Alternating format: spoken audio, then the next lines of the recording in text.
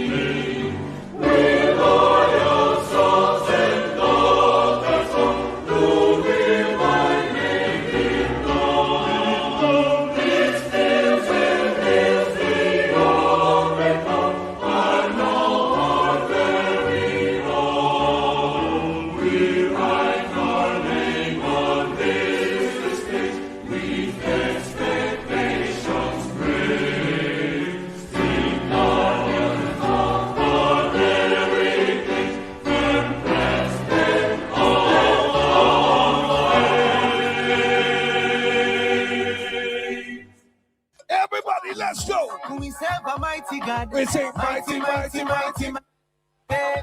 We serve a mighty God. DJ. Mighty, mighty, mighty, Come down a little bit, come down a little bit. Oluwa is mighty, oh. Wait. In my heel sickness. Somebody say, we serve a mighty God. Yes, he is a mighty God. Come on, somebody say hallelujah. But MB38, please check one. Are you ready? Everybody say, we serve a mighty God. We serve a mighty, mighty, mighty. Hey, we serve a mighty somebody God. Say mighty, mighty, mighty. Put your hands up. Say yes. Somebody say we serve a mighty God. Everybody, baby, pass away, pass away, pass away, pass away, pass away. I'll tell you the dosage might be better. Keep it going, yeah. Just believe the master, cause healing a counterfeit disaster. Run away from home, your man. If you believe in the mighty God, let me see your voice. Hey! We serve a mighty God.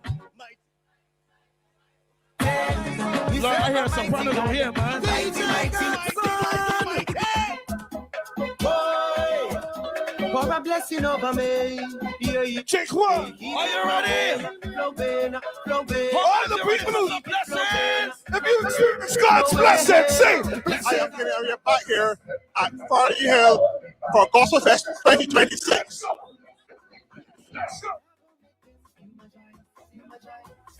Play. Blessing for you. Somebody. Blessing for me. You sing. Blessing of the. What is for me? And we're back here again at Farley Hill National Park for Gospel Fest 2026. One awesome day. We're here with, Shelly Ann. and how has this experience been for you so far? So far, it's good. Nice, it's quiet outside, cool, because you don't have the rain. Now we have a dust thing going on in Barbados, so that got outside a little bit cool. I love it. Also, it's cool. Now, what's been your best performance so far? Everybody is separate on everybody. You just come here to worship. That's all. They kind of worship, enjoy the day, and relax. All right. So, are you here by yourself, or are you here with your crew? I'm here with my sister and my niece. Sister, your niece. Last year, Yeah. and you enjoyed it last year too as well. It's more hot this year. More hype this year. And do you love that? Because it's free, they got a lot more people. Because we sit down the same place it was last year. We were sitting right here, and we could see clearly, but now they got a lot of people now, so it's full. Full. I like it. We like it because we like events to be full. Yeah, and it's people more closer. Closer together. Of course, that's what we want. Fellowship and worship. Now, is there anything you want to tell anybody here on YouTube watching this stream? Don't miss it next year. Don't miss it next year. Even if you're gonna pay the money and come out and support Gospel Fest. Support the Gospel Fest. Support the local people. Support the artists. Thank you so much. There's a lot of work going on with the young people nowadays. So to see a lot of young people out and praising God. It's really nice to see a lot of young people out doing something positive. After a lot what happened the last couple of weeks, it's good to see young people out. I love that. Young people, old people, middle people, everybody out worshiping God. Back to you live. Wow. No pressure. That was a tremendous word coming there from Gospel Fest. And thank you, Dave, for just sharing that with us. Really appreciate that so very much. Just confirming that you all are hearing me good and clear. My system here tells me yes. And of course, it's my joy to be back with you here on the Marcy Week Show this Friday, June. We are in June, incredibly so. Today is June let me make sure, the 5th, Friday, June the 5th, and a joy for me to be with you. As is my norm on this show, when I'm on, I like to recite the national pledge. We've had our national anthem, and I recite our national pledge as a reminder to us of where our commitment lies. And I'll talk about that in a moment. Where our commitment is. Our commitment is to our country. You know, thankfully to God, we have a democratic country. We have political parties, but our commitment is primarily to our country, not to a political party, to our country. As a government, as parliamentary representatives, as citizens of this country, that is the pledge I make. So repeat it with me this evening, wherever you are, our national pledge of Barbados. I pledge allegiance to my country, Barbados, and to my flag, to uphold and defend their honor, and by my living, to do credit to my nation wherever I go. That's my commitment I've made to my country, to my countrymen, to my citizens, my fellow citizens. That's a commitment that our government should be making to our people, and our parliamentarians must be making to those who have elected them to office. And so as we begin the show this evening, we start with our national pledge, preceded by our national anthem. Let me welcome you to this show. In a few moments, I'll talk to you about some of the things that have been happening with me. But let me say a really, really great good evening to all of you. And particularly, if I can, without anyone getting upset, I'm a big girl. I'm just looking to see if she's on as yet. But I ran into her in one of our supermarket facilities, and it was such a pleasure to connect with her. And of course, it always is connecting with you, the loyal opposition. So good night to each and every one of you. To you, Mavis Lashley and Monica Ince, good evening. To you, I'm a big girl. There you are. I'm a big girl. Good evening to you. Pleasure seeing you as well, Beverly Prescott. It's a pleasure having you on board with us this evening again. Mildred Ben, thank you for being here again this evening and giving us your support. Marva Lashley and that's Sylvia Rock. A blessed good night to you too. A real joy to have every single one of you. I saw Taroni on very earlier this evening. He was on from somewhere around 2:41. I see the time here on the system. Pleasure to have you with us, Judy. Really good to have you joining us again tonight. And to all of you, this show would not be possible without the loyal opposition. So we want to thank every single one of you that take the effort, take the time, make the effort, take the time to be here on the show whenever we are on Sunday night, Monday night, Wednesday night, and Friday night. As we begin tonight, though, I want to encourage you to like and share. Get it out there, on YouTube. If you like it and you share it, it does a lot for the algorithm so that we become, we go a little higher up the totem pole, so to speak, and we are able to be seen by more people. So go right ahead, like and share on the Facebook page. Now, I've been missing from you for a couple of days. Last Friday, I couldn't get on because a very large vehicle had passed by my home and taken out our internet cable, completely ripped it down. And unfortunately, we understood that the flow technical people don't work on weekends, except it's an entire area that is affected, not just a singular residence. And they were able to restore it for us on Tuesday.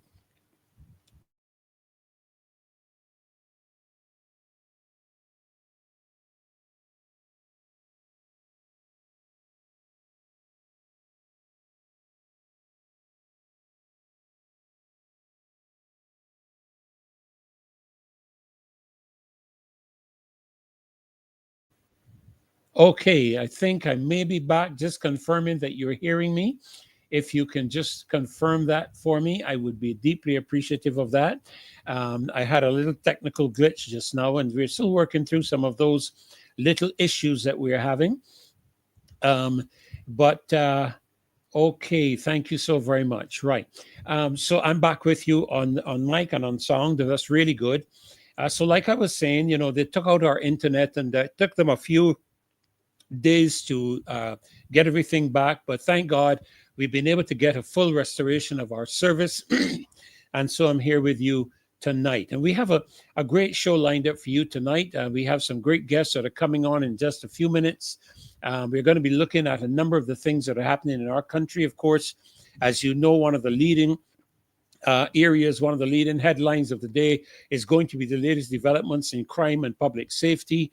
We're also going to be taking a look in this show at migration and border-related developments. Quite a lot of things have been happening over the past week. And, every day in Barbados, there is something to talk about. There is no end for what we have in terms of the things that we can address. Of course, we're going to be touching on the Barbados-Guyana travel arrangement where that is concerned, and I want to make some personal comments with regards to that. And as you would know, I'm sure you would have discovered that Barbados seems to be going in the direction of some offshore oil exploration.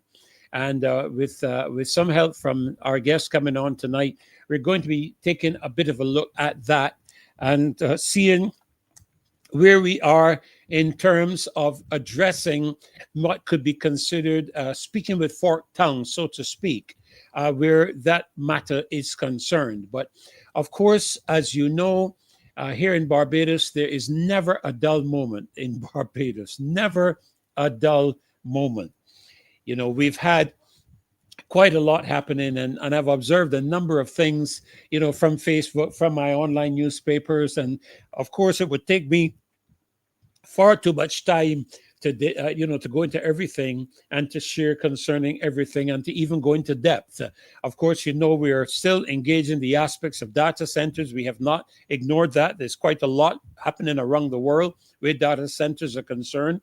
As a matter of fact, just a few minutes ago, I think it was the citizens in Indianapolis, I believe it's there, and I would have to just check it back, that have the administration in that area has completely refused the construction of the data centers in their area. As a matter of fact, I believe that one of the major tech companies that was looking to set up things in that area seems to be pulling out of that now, and they don't seem to be going through with that aspect. So, there is a lot that is happening where the data centers are concerned globally, and we certainly need to take a leaf out of the book of a number of these people around the world that are paying some very serious attention to these particular areas in terms of what's happening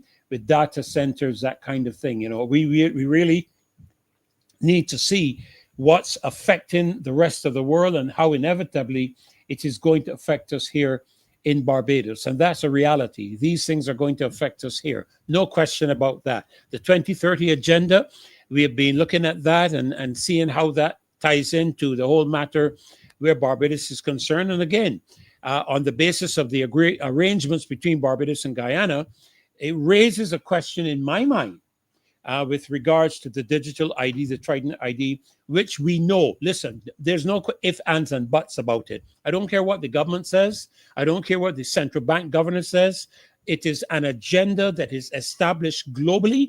It is a process that governments all around the world are moving toward, and that is tying your digital ID into every aspect of your life, tying it into your banking, your spending, your travel, everything to do with you. And of course, according to the World Economic Forum, a research paper that was done even by the WEF, who is supposed to be one of the promoters of this entire process, they have indicated the risks, one of the major risks that is involved with the system being abused by governments. Of course, we are no different here in Barbados. If you think that we are, you're fooling yourself. We are certainly exposed to a number of things that can happen where the digital ID is concerned, and that is a reality. Whether we want to admit it or not, that is a reality. All right. So we'll be keeping you abreast where that is concerned. Of course, there is a lot that we are still engaging with regards to the whole matter of migration. We'll be looking at that, as I said, tonight. But I want to make a couple of very quick comments as we go into the show tonight. First of all, I want to congratulate Adrian Agard for a tremendous Gospel Fest week. Of course, I was involved with the session on Saturday night, and it was a joy for me to be able to share with the patrons and with Adrian on some memorable songs that were written by Ron Canoli and Richard Smallwood. Tremendous night we had at the Abundant Life Assembly, and I was honored to be one of the special lead singers in that event. And we're grateful for that opportunity. And again, One Awesome Day was awesome, I understand. Unfortunately, I couldn't make it on Sunday, but I did see the Prime Minister make it, and I sincerely hope that in making it, she genuinely went to be a part of Gospel Fest and not for a political photo op. I listened to her comments. It is unfortunate that she could find no comment with regards to the whole aspect of the purpose of One Awesome Day and the Gospel Fest, but she referred to the unity and the young people and so on. All of that is really, to me, a lot of political rhetoric. That's all to me that I consider it to be. And I would sincerely hope, I can't judge her. I can't judge her motives or her intents, but I sincerely hope that there was more to her attending Gospel Fest. I understand for the first time in 33 years, they celebrated their 30th. This is the celebration of their 33rd year. And I understand for the first time in 33 years, she has been to One Awesome Day. I don't know if she's been to any other Gospel Fest events. I'm not here. I don't have the information to determine that. But I sincerely hope that she went as a genuine intent and interest in the Gospel Festival. And we thank God for Adrian, who brings this strong reminder to our country that God is indeed in charge of Barbados. The Lord has been the people's guide, the national anthem says, for past 300 years. So there it is. One awesome day. People are having a great time up there with some great musicians, great singers, lots of worship, putting God first. And that is what we want to do as a country. So I sincerely hope, I commend her for going. Don't let anyone walk away from here and say, that I was disingenuous where that was concerned. I commend her for going, even though from what I understand, it was the first time she attended One Awesome Day, and I am BMA to understand Gospel Fest. But that I could be wrong on that, because the information I have not been able to confirm where that is concerned. But I sincerely hope that she was authentic and that it was not a political gimmick in the context of trying to show some alignment with the church, and to allay any concerns with the $5 million being proposed by the government on an annual basis to non-governmental faith-based organizations to assist in certain areas of our communities and our society. I did at one point indicate some very concerning rhetoric or comments, or should I say language, in the draft information to do with certain aspects that churches could not possibly agree with and entertain if it's an authentic church and representative of Jesus Christ. And not everybody that says Jesus and everybody that says Christian and everybody that says church is an authentic representative of Jesus Christ. And I make no apologies for saying that. We know that for a fact, right? So let me just close that comment off. I was happy to see her there. Unfortunately, coming into tonight's show, I understand we had another fatal shooting yesterday, I believe it was, and let me see if I can remember where that was. I believe, according to the information that I got, that was in Chapman Lane, I think. That was where it was. And we are a country that is reeling under the impact of a myriad of murders and deaths and gang violence and gun violence, and I'm one who is in agreement with the aspect of the fact that okay, I'm just taking a look here at what Dave has got up. I'm seeing something there to do with elevated readiness for the next stage, improved literacy, enhanced skills, preparation for work. Okay, Praise Academy of Dance. All right, thank you, Dave, for putting that up. This is a program I believe that they're going to be hosting. The number to get more information, you can see it there on the screen, 2367,000. Elevated for Life 24@gmail.com. Praise Academy of Dance, Upper Kalamarock, on Saturdays 10 a.m. to 1 p.m. beginning on September the 21st. And that's limited space available. Online sessions offered as well. Thank you, Dave, for placing that up for me. Not everything I have before me, and I appreciate that so very much. I think that particular event that you have there may have passed. I saw a date of June the 4th. If you could make it a little bigger for me, that would help. I would be able to pick that up a little better. But okay, I am just looking to see if that is ongoing. Elevate in Bel Air. I see something starting on June the 4th. Remedial reading, English language, mathematics support, basic computer training, learning to write CVs and job letters. This is a program, if you can bring it back down, Dave, that we can take it from the top and we can see what it's all about. This is Elevate Bel Air, empowering lives through education and skills development. It's free community classes for children and adults. You don't have to worry about paying at them. Where is the location, Dave? If we could just see if the flyer carries the location on it. I am seeing every Thursday, 4:30 to 6:30 at the Joneses Village Christian Mission Church in Bel Air, St. Philip. So the church is getting more involved. Don't let me say involved, more involved. Churches have been involved with their community for donkey years. It hasn't started because of any financial offer when it comes to matters where the government is concerned. The church has been involved with its community for a long time, and we are certainly looking forward to continuing to contribute to our national development. But as I was saying, we are dealing in a country at the moment, unfortunately, where we're having to cope with a number of deaths. I mean, I don't even know how families are coping with everything that they're going through, because my understanding from some statistics that were delivered to me, that in the last 7 to 8 years, we have experienced some 312 youngsters slain within the last 7 to 8 years. Now, let me see if somebody can do some quick mathematics.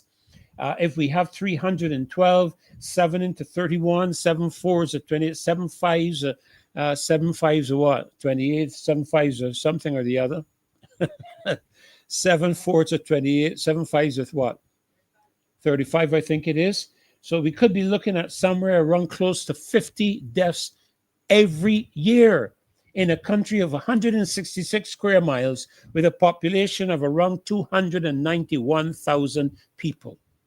That's a lot of our young men dying every year in this country. And it ought to concern all of us. It ought to concern the government. It ought to concern every parliamentary representative. It ought to concern every citizen. And what we keep hearing is the police indicating that they know who the gangsters are, for example, that killed the 3 guys at Thunder Bay. And of course, you know, Thunder Bay, I believe, was demolished, I think, this week. The facility there was demolished this week. But if you know who they are, then we as the people of Barbados want to know what is being done to bring them to justice. We saw that the young men, several of them, unfortunately, who attacked that tourist in the area of Bay Street, Savvy on the Bay, had been arrested and charged.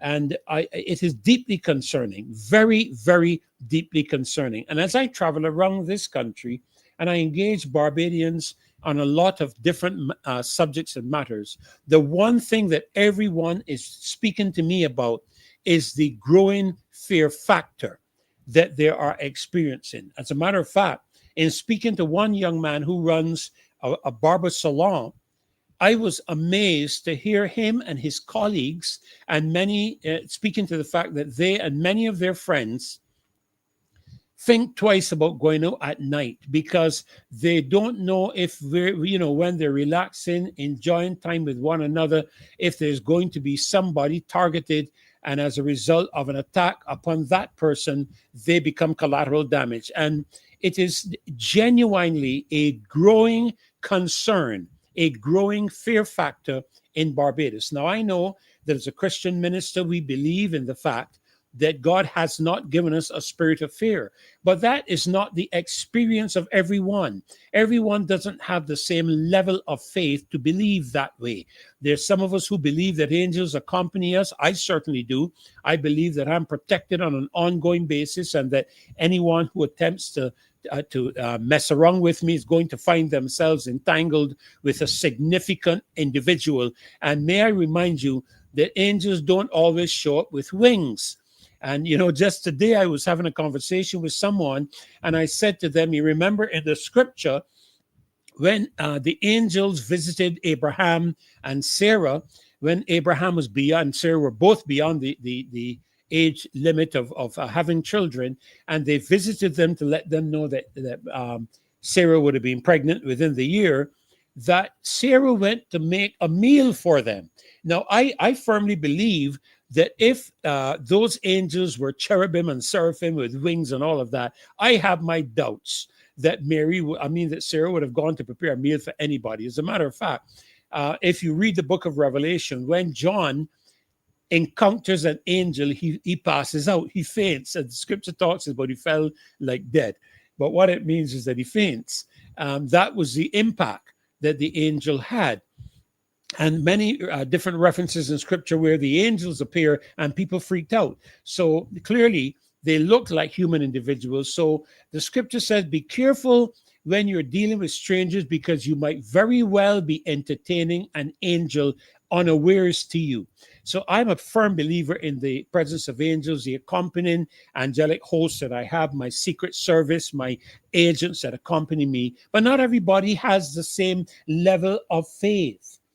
And so it means that there's an aspect that people genuinely are experiencing. You know, why are so many people, why are so many citizens increasingly concerned about their personal safety? There has to be a reason for this, you know, and I would want to ask some of you, maybe you can make the comment here in the chat, how has this entire scenario, this fear that the country seems to be coming on, and I'm not declaring that. I am going to declare a different matter, but I'm just telling you the reality that we're facing. But as a believer, we are going to be declaring what God is saying over our country so that the angels can enact that aspect and remove this component of fear, even if it is done by removing persons or imprisoning persons, or however it is accomplished. That is entirely up to the Lord how he does that. But certainly, how has this matter to do with the crime increase, the gun violence? How has that changed the way that you live? Clearly, from my conversations with many people, it has affected the way that we live. People are concerned even when they are at home. You know, they're locking down their houses earlier. They're not going outside. Some of them are not even looking to go to the shop, you know, because they are very concerned with regards to this entire matter of gun violence and criminal activity in the country. Now, I've said it before on this show, and I will repeat it again. The government's primary responsibility, not only primary responsibility, is the safety and security and protection of its citizens. That includes from a border perspective, and we'll be touching on that later on in the show tonight. That is a government's primary responsibility. And while I wouldn't necessarily want to lay all of the responsibility at the government's feet, they do have the responsibility of enacting all avenues available to them to ensure that our country is a safe place for people to enjoy their lives, to go out at night, to fellowship together, to hang out together, to go to the supermarket at night, all these different kinds of things. That is their responsibility. It is their responsibility to ensure the police does their job. And, you know, I am aware of the fact that in a couple of countries around the world, the leadership of those countries have called out the army. They have called out the army to ensure and to dismantle and destroy these gang-related areas and so on. I think of Ecuador, where, as you would expect, those people who are always jumping up and shouting about the freedoms of people and amnesty, I think they are more in touch with protecting the rights of the criminal than there are in protecting the rights of the people who are affected by the criminal's activity, and in many instances who are killed. I don't ever see amnesty protesting the killing and murder of citizens in a country. But the moment a government takes aggressive action and begins to arrest, lock up, and destroy gangs, Amnesty is the first people that step in and talk a lot of rubbish about people's rights. If you want a right to live in a country, stop the gang violence. If you want a right to live in a country, get rid of the guns and get back to normal life with everybody else. So government's responsibility is to use all of the processes available to it to ensure the security, safety, and preservation of the citizens of a country. It's having all of this activity, all of this crime activity is having an impact on communities, even within the context of communities. I know people, that used to hang out at the rum shops and so on in districts, and that is reducing significantly because people don't know when somebody going drive by and identify some individual in the shop or something, and release a hail of gunfire. And so there is a real impact that is occurring even within the context of communities. And then we can talk about the psychological impact of these repeated shootings, to the point where I remember some violent activity at the Dighton Griffith School. Again, I don't recall hearing a whole furor about anything at the Dighton Griffith School in the media. But there were a couple of violent attacks at the Dighton Griffith School. And I had concerns because my grandson attends that school. And I had concerns about that. And psychologically, you have to be careful to guard yourself, even when they're out at night and they're coming in sometimes, in the early hours, wee hours, what we call the wee hours of the morning. I'm not as concerned sometimes if they're by a friend or whatever. My concern lies if they're out somewhere where very rarely I don't believe they're out, in the open. But then even coming home, driving on the road, we've had people's cars.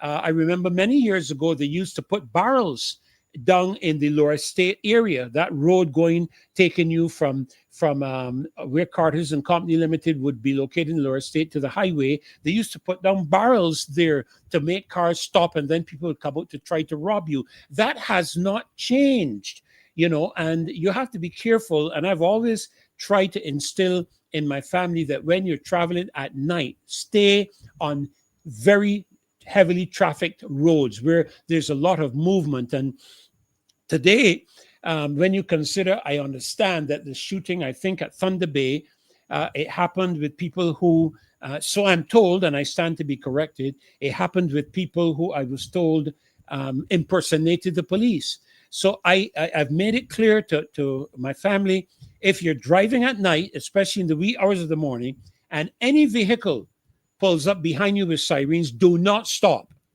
Do not stop. Proceed to a brightly lit area where there are people, like a gas station, a Rubis station, a salt station, somewhere, so that the people around can ensure that you are being stopped by the police and you have evidence, you have witnesses, because that is the kind of world that we are living in today. So this is not a joke that we are dealing with. It has tremendous psychological impact. All these shootings that are happening, you have a lot of fear among the children, a lot of fear among families, mothers and fathers that go to work and they're worrying about the well-being of their child at school.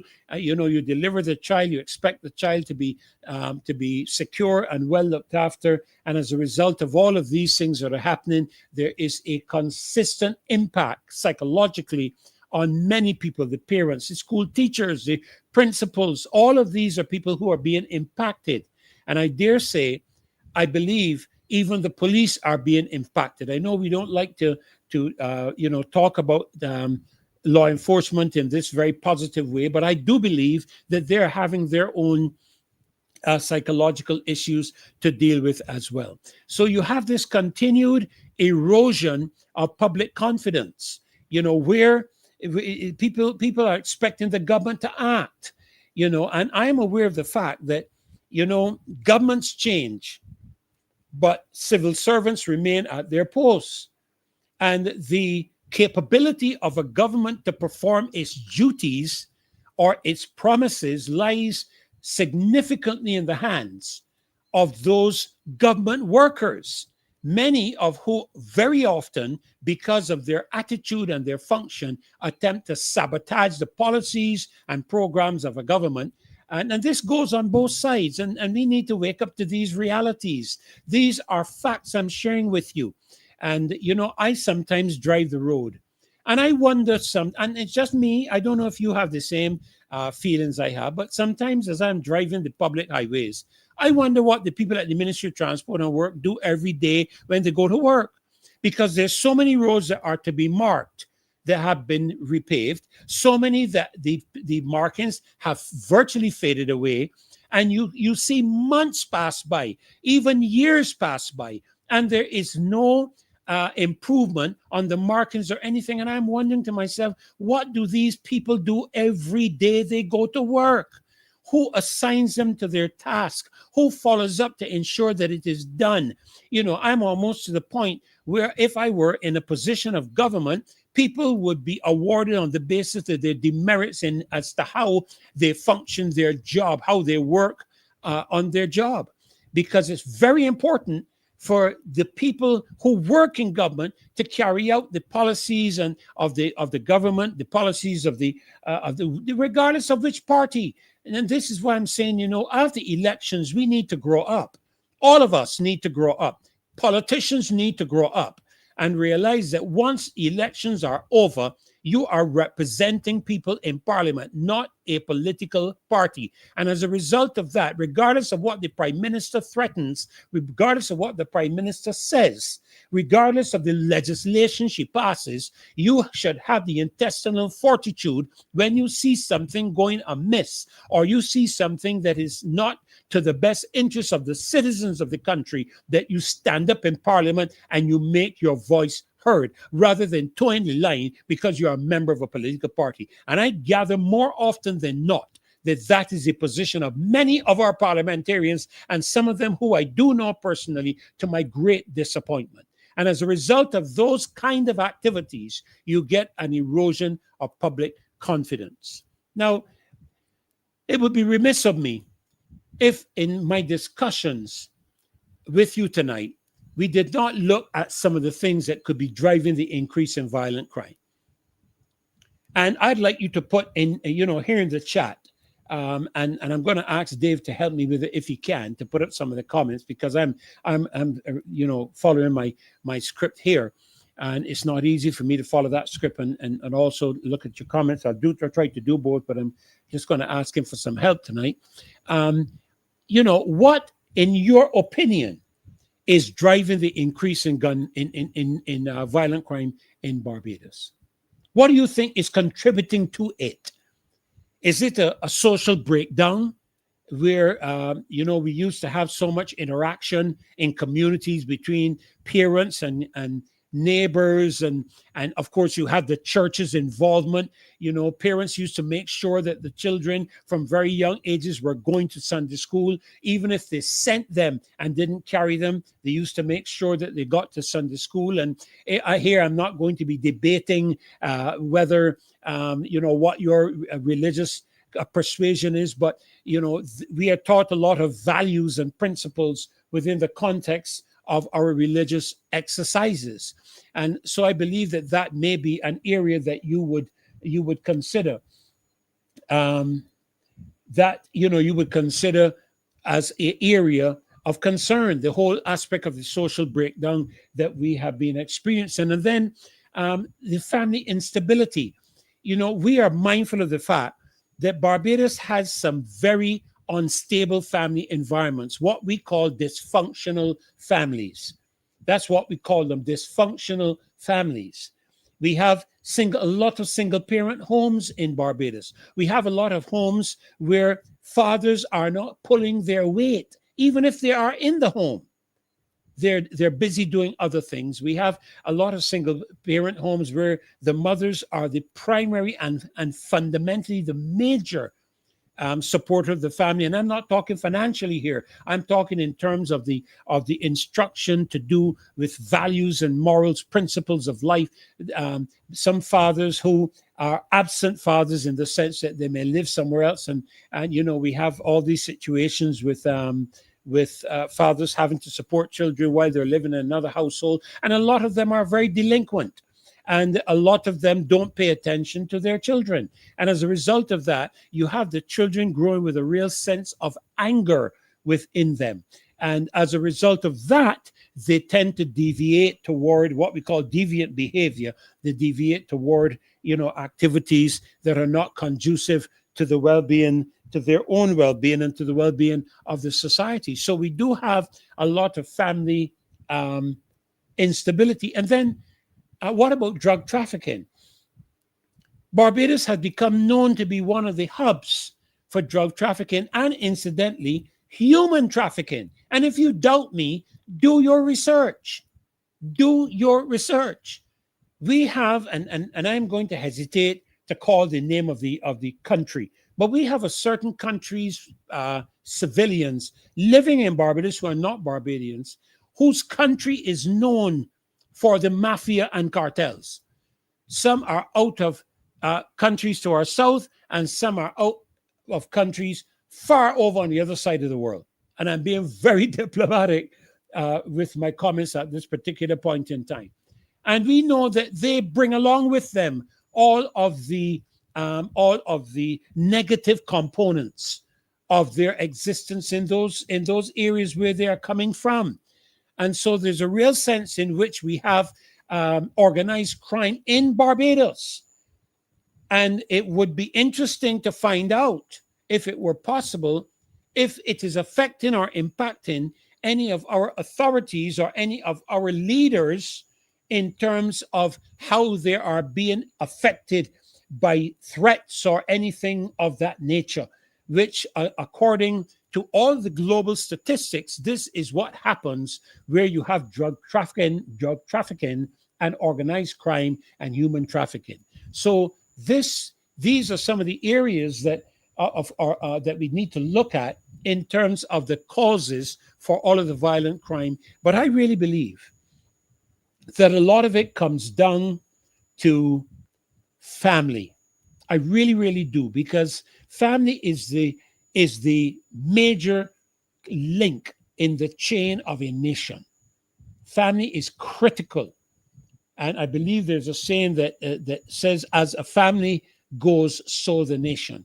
And so we need to really pay attention to our families, what's happening in our families. You know, some children are growing up in households where they experience a lot of domestic violence between the parents, and some of the children themselves experience significant domestic violence. That's why we have a child care board in the country that's supposed to look out for the well-being of the children, what's happening with the children. So all of these are contributing factors that are impacting our nation and our young people. And there's a cost attached to all of this. There's a cost. It's not just looking at we don't just want to look at the criminal activity in the community and so on and the causes, but we need to give consideration to the costs. What about the impact on business? A lot of businesses that would be opened in the evening and night times are now having to lock down. Petrol stations with mini marts that would be open 24 hours are now shutting down earlier. Mini marts are closing earlier. All of these things are having an impact on business. You don't even know if during the day when you go somewhere, if you're safe. So this is a high cost that the country is experiencing. And by extension, when businesses begin to be impacted, the economy begins to be impacted, because the economy is very often driven by the spending power of the people of the country. And if the people are pulling back on going out and spending and so on, businesses are going to be impacted, taxes are going to be impacted, and by extension, the economy is going to be impacted. But what about tourism? All of this violence in the country threatens our tourism industry, upon which our economy is strongly based. I dare say it is the only leg that our economy is standing on. We don't have any export. We don't have any manufacturing that is leading to export. None of these things do we have. We were trying with offshore business, but I understand that a lot of that now is being impacted by other territories that are providing more favorable operational processes. I remember engaging in my trips in and out of Barbados to the Cayman Islands, several people who moved their businesses out of Barbados, and they indicated to me the time it takes to do things, the red tape that is involved, all of these different kind of things. So our offshore sector has been significantly impacted, and that is supposed to have been a contributor to our economy. And what about the impact on national development?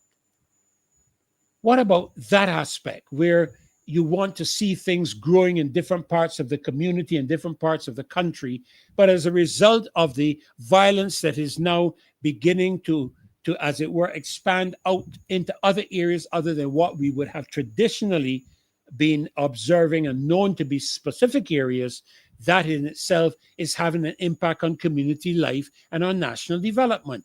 Even in the context of sports, you don't see the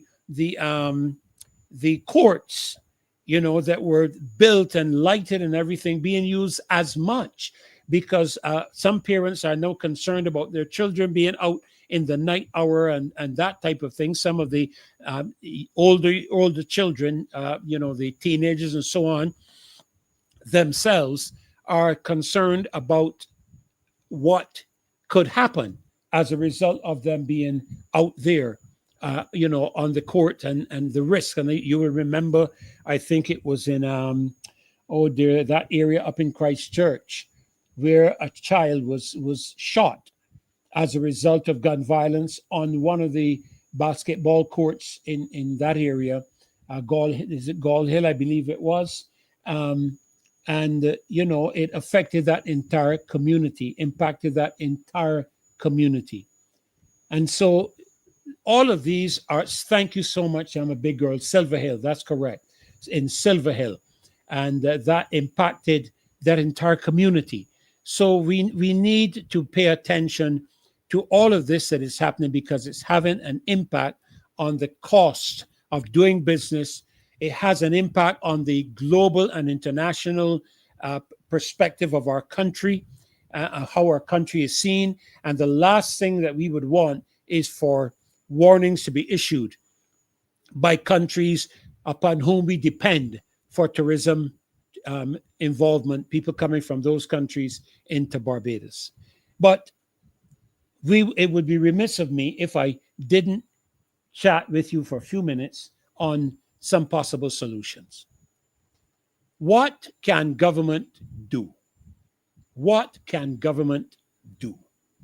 I believe one of the things that is necessary is for government to sit down with the citizenry of this country and hear from them. I have found down through the years that governments produce policy without dialogue, and people sit down without discussion within the context of their constituencies to determine for the people what the people want, without hearing what the people want. And I believe that one of the areas that needs to be addressed is for parliamentarians for it to be mandatory for parliamentarians at least twice a month to sit in their constituency constituency meeting, not a BLP meeting, not a DLP meeting, not an APP meeting, a St. George North constituency meeting, period. Because once you are elected to office, you no longer represent a party. You represent a constituency.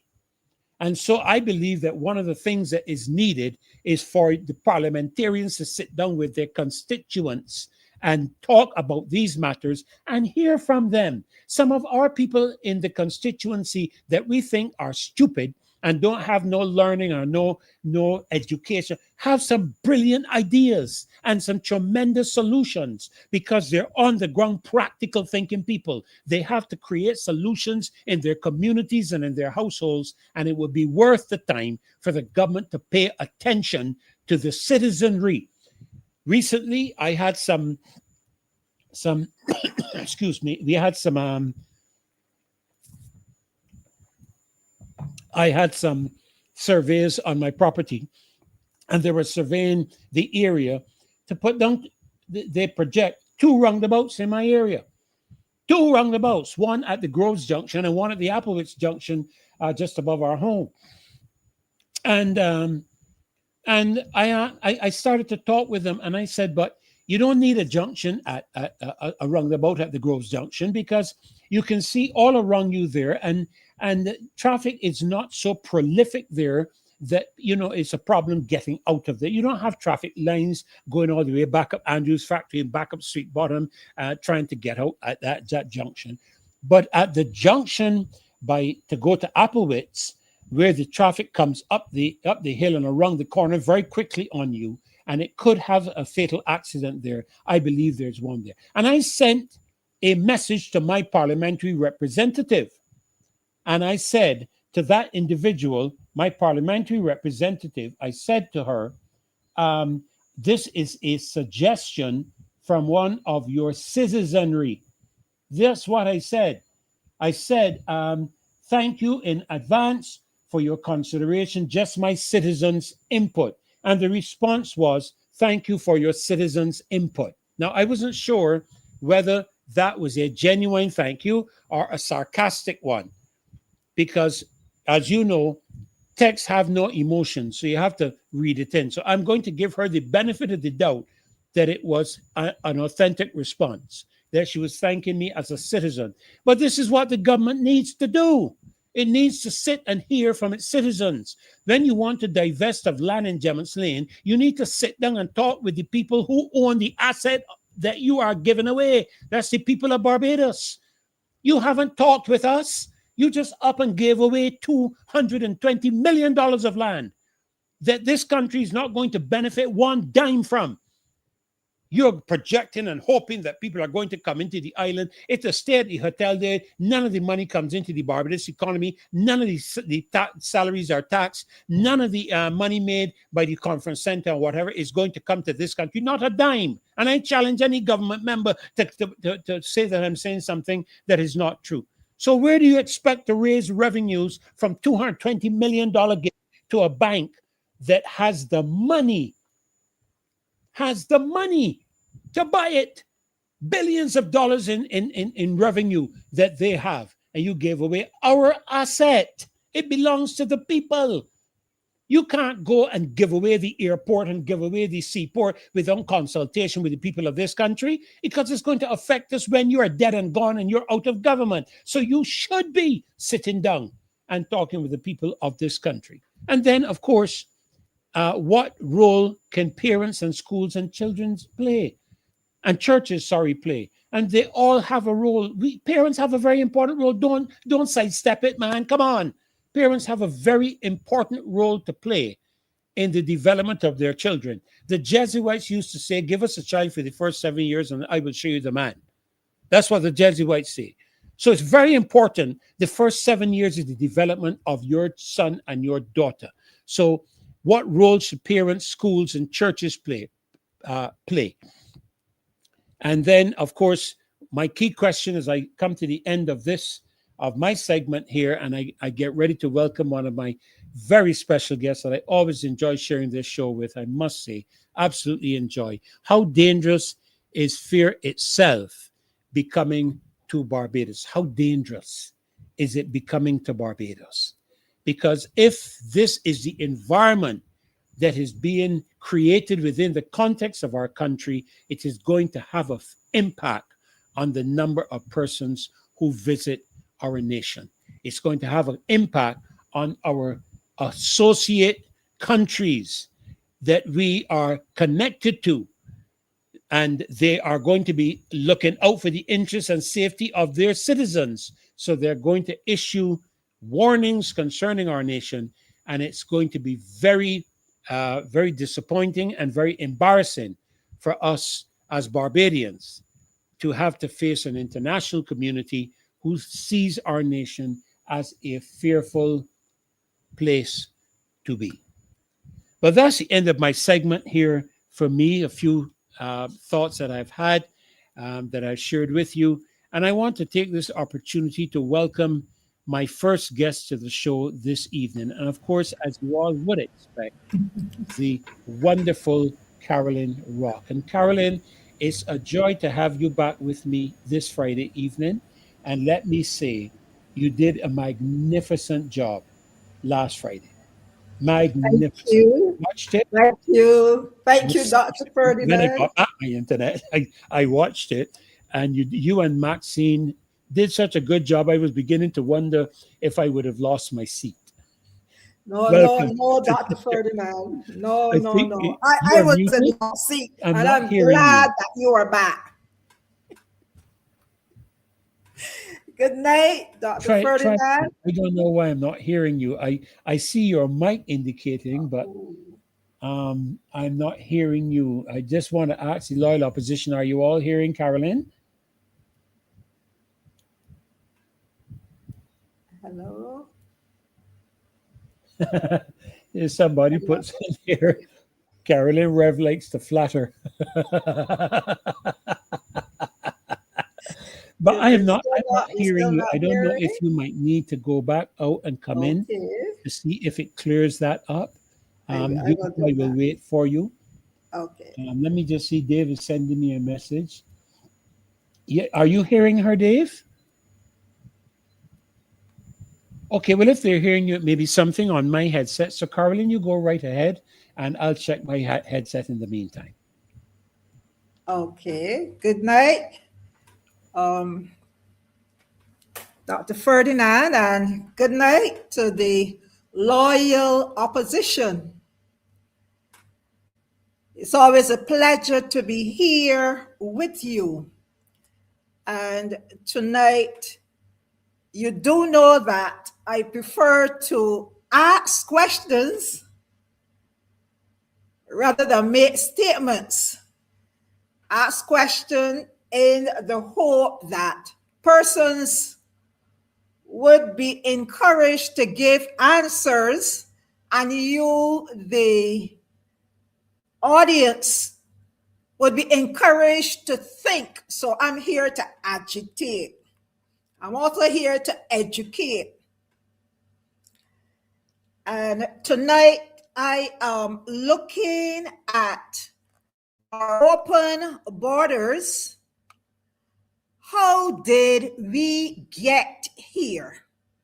How did we get here? How did Barbados get to this stage? An island of 166 square miles. How did we get to the stage that we are now opening our borders? And we are opening our borders, and there are islands that are way bigger than we are and have more space, and they have not opened their borders as we have. And looking at it and doing some research, I was questioning, why did Barbados have to open its borders? Thank you, Sharon. Thank you. Why did Barbados have to open its borders? And we are told, and I believe you would agree with me, it appears this way, that we have a rapid aging population. We have declining fertility rates, and our skilled workers, lots of our skilled workers have migrated.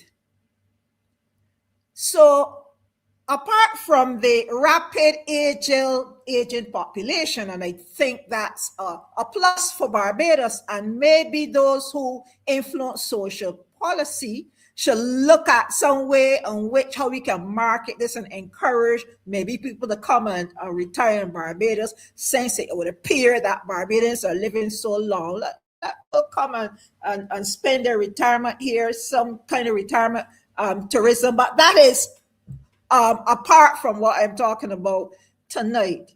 So I want to look at, why did we have to open our borders?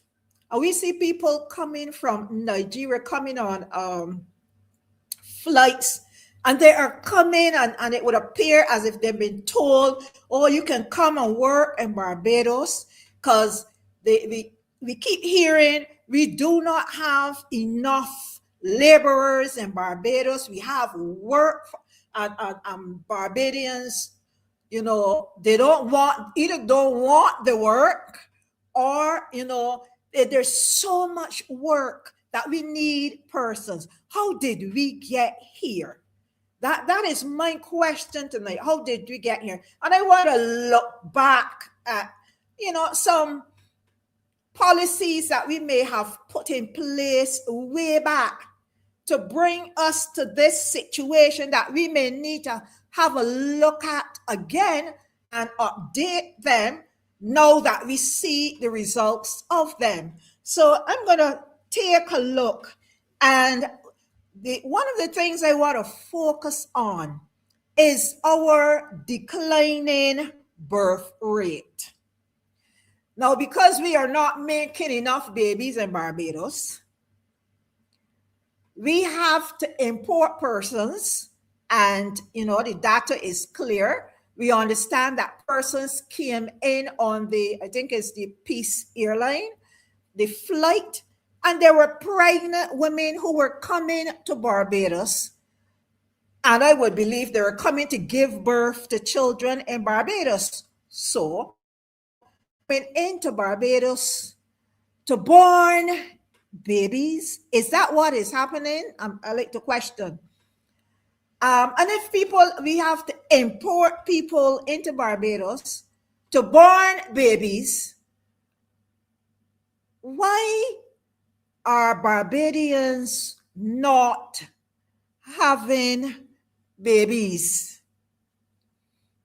And I wanna stir our minds a bit on it. Why aren't we having babies? Why have we at this point, 2026, find ourselves with a declining birth rate? There is something quite not right and worthy of investigation. How did we get here? And questioning why aren't Barbadians getting children? And I would ask a question because I was reflecting, and recently, I said, something, I hardly ever see pregnant women in Barbados. And if you are seeing lots of them, maybe I'm living in the wrong place. But I am not seeing, I'm not seeing many pregnant people in Barbados. There was a time that you would go, and I'm a church person, you would go to church, and almost every Sunday morning there would have been a child crying, and everyone looking back because the child was crying. But I don't hear that anymore. There were times you would be catching the bus and you would see a pregnant lady get on the bus. I'm not seeing that anymore. And I asked myself the question, why aren't Barbadian women not getting babies? So I started to investigate. I started to think. And I did some research and I came up with some answers, and I added some that I thought about on my own. And I want to say, please note, when I'm on this show, it is Caroline Rock that is here.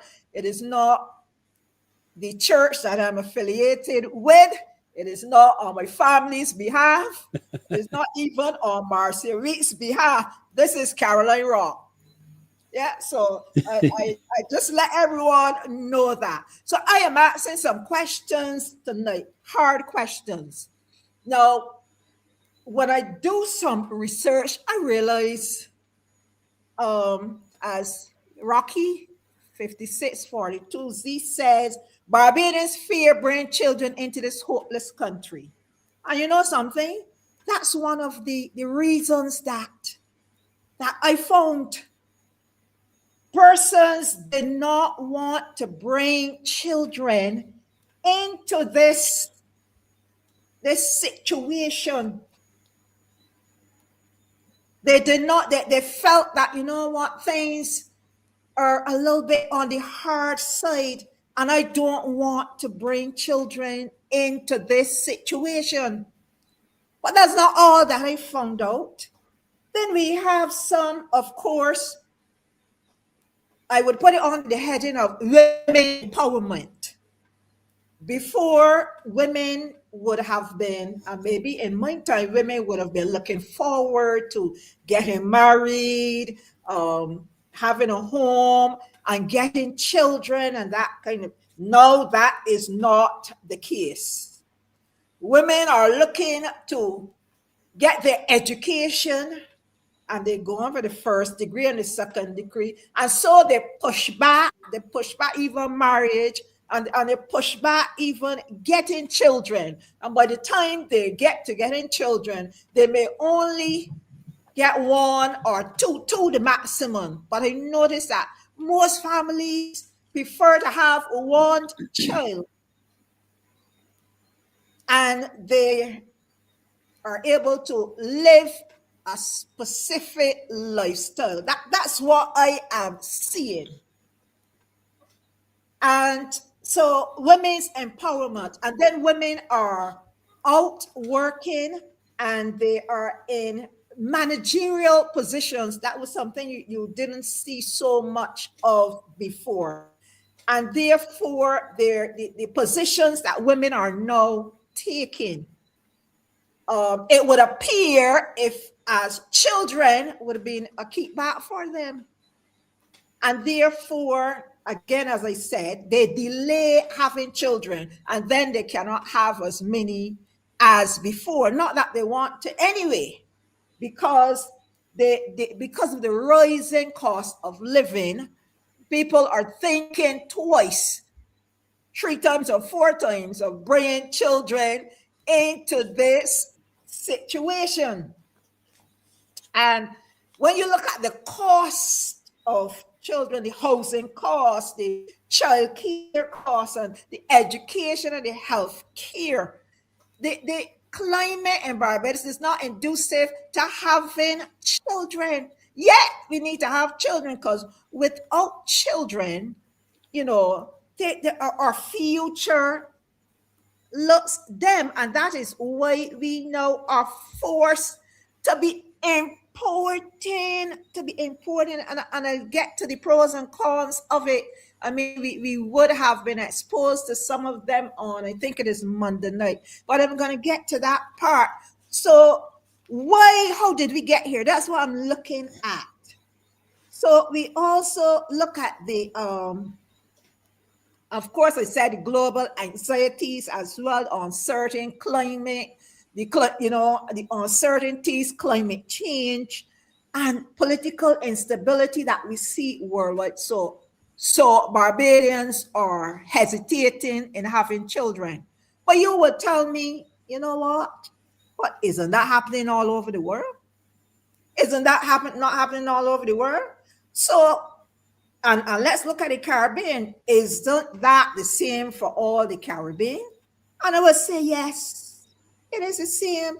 Yet, we don't hear the neighboring islands saying we have to import labor because we have a very decline, our birth rates are declining. So I try to probe a little further into what is so special about Barbados in comparison to the others.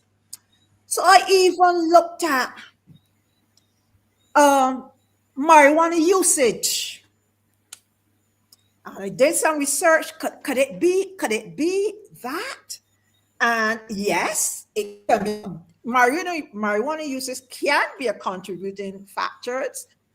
If you do your research, you can see that. So if you have an increase in that, yes, you can, it can foster lower birth rates and everything else. And I leave you to go into that, of course, things like reduce sperm count and everything. So that can happen,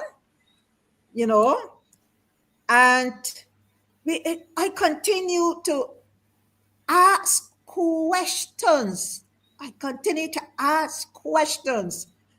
about what is happening in Barbados. And you know me, I like to ask the hard questions.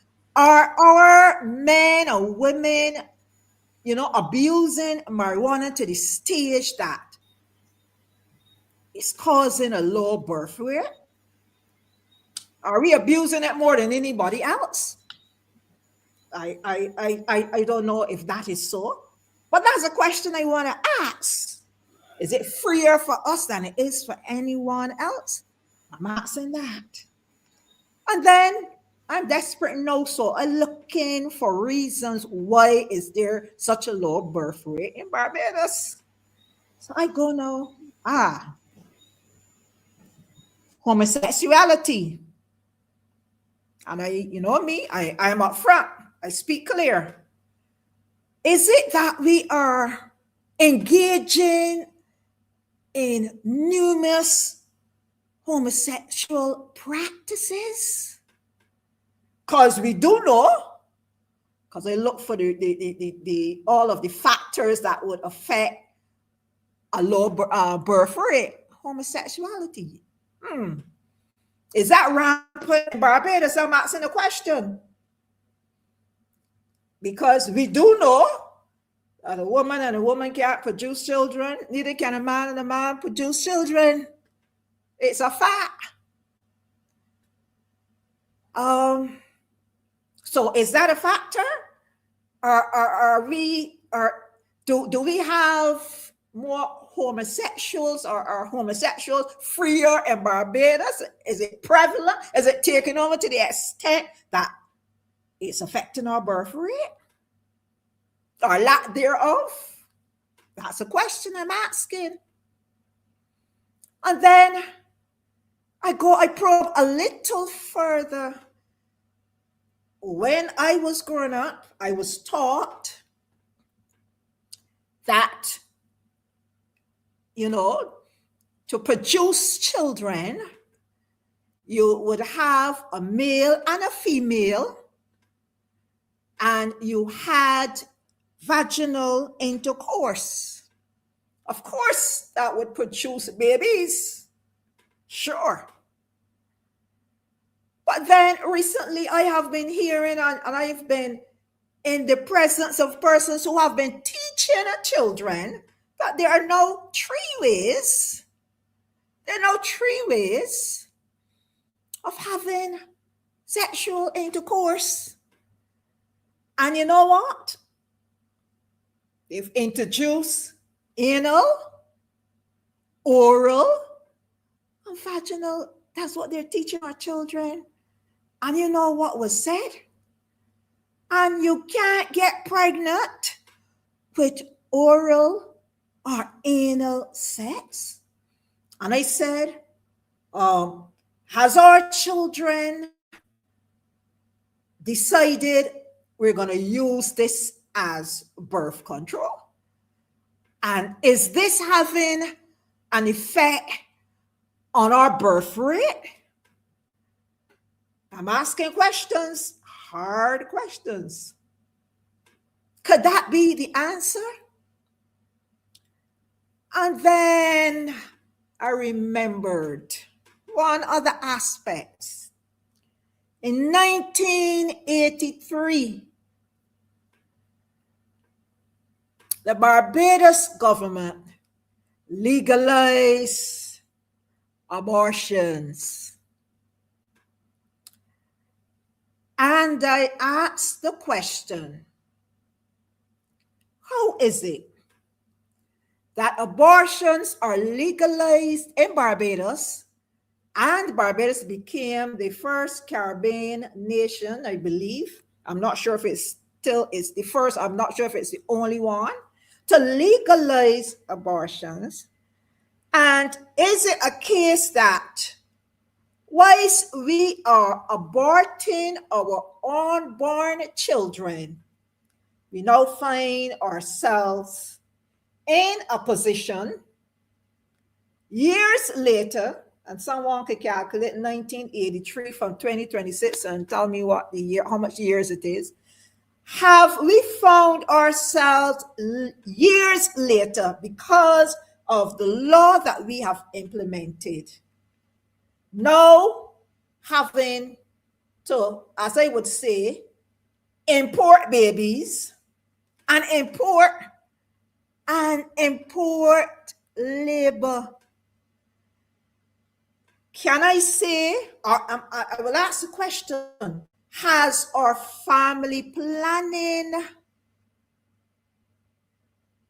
interventions been so successful that we have reduced our population? We have so much control of how many children we are allowed and what is acceptable in our society.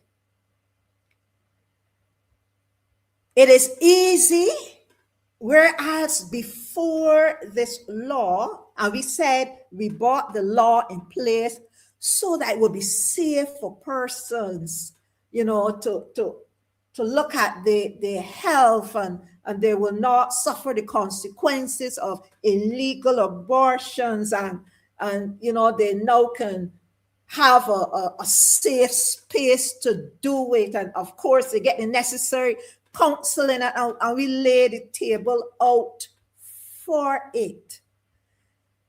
Is it a case where once we are eliminated our Barbadian children, we are now faced with the consequences of that action, and we now have to invite, as we see coming in on earpiece, Nigerians coming in pregnant to born their babies in Barbados, so they will be Barbadians, right? We're importing babies. Or are we importing babies? We are eliminating ours, and are we eliminated ours and importing the babies? I know we're importing labor.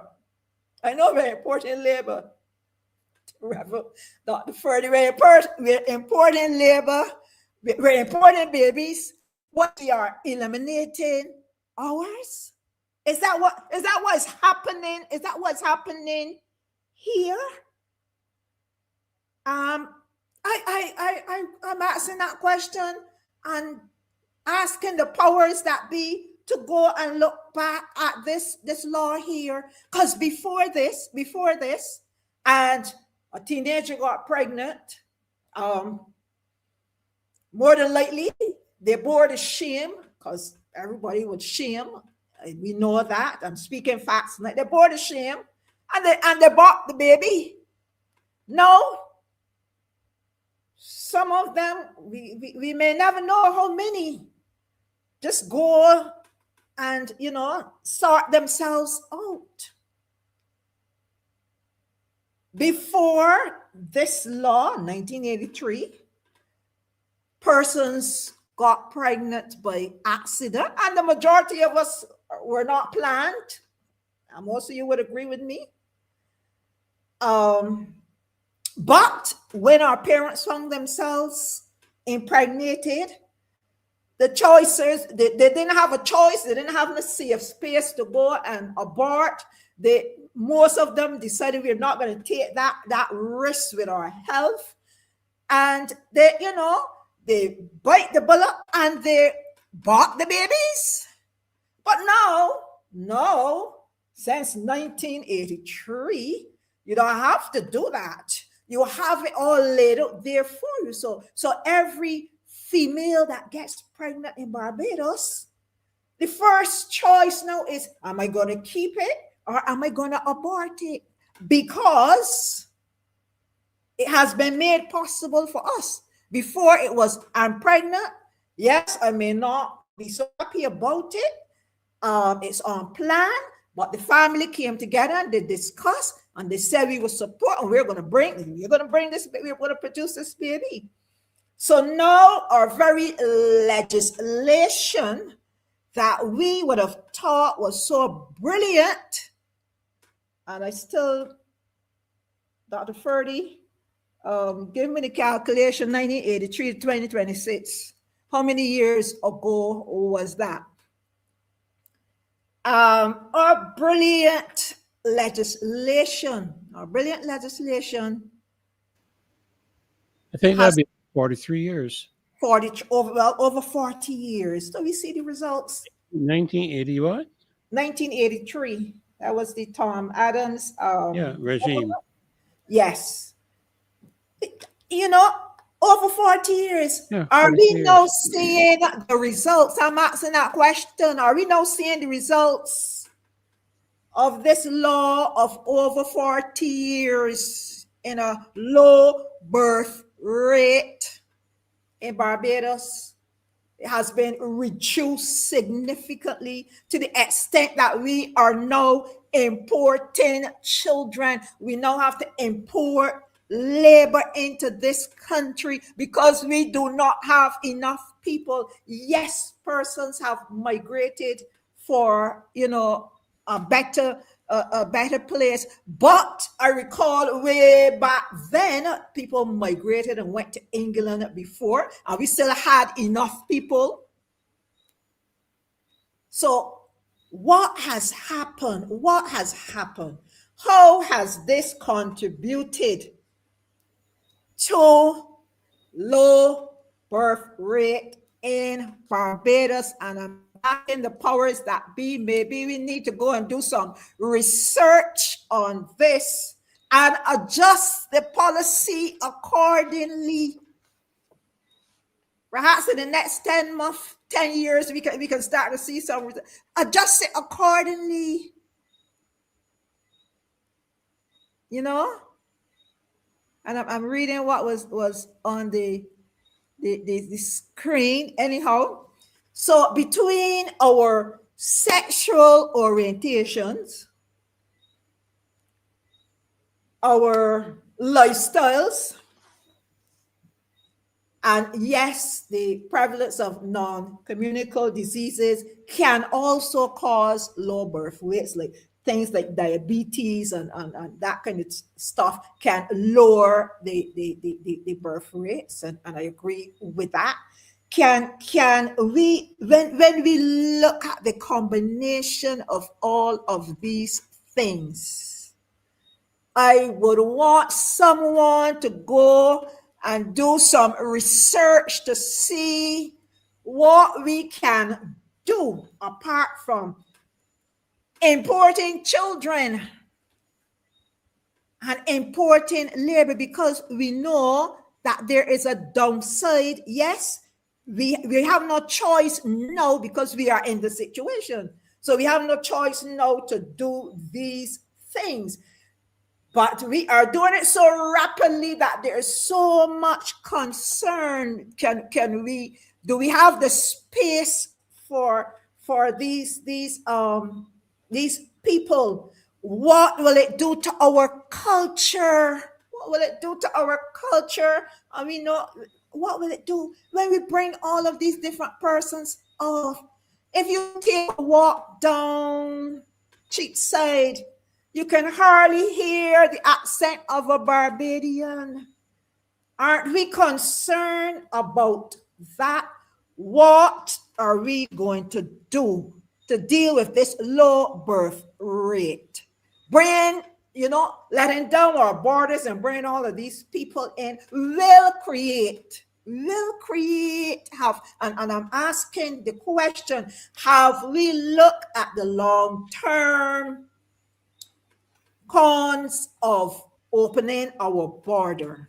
I'm sure when we looked at this law in 1983, the Abortion Act, we did not foresee that 40 plus years down, we will not have enough children being born in Barbados, and we will have to go across the continent to tell people, come and get your babies here, or we will have to open up our border and be employing persons. I understand we need about 80-something thousand people to come in, to fill the space with no housing for us, healthcare in shambles, cost of living high, What will be the repercussions of the decision of our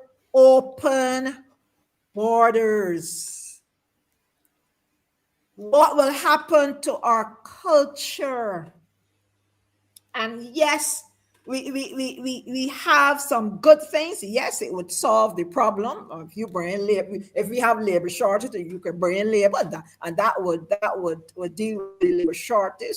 So yes, you are going to stop the gap for the time being.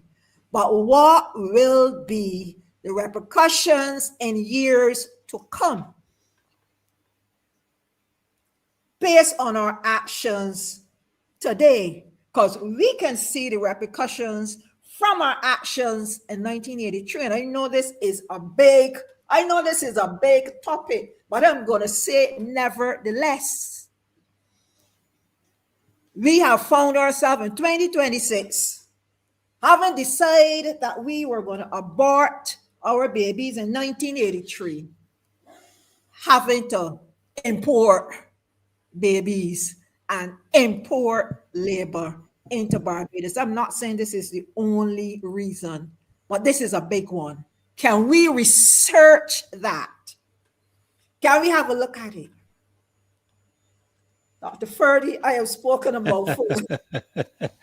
No, you have asked some serious questions, and some questions that are very pertinent to the situation that we have in Barbados. And I frankly like the plain, down-to-earth manner in which you have spoken.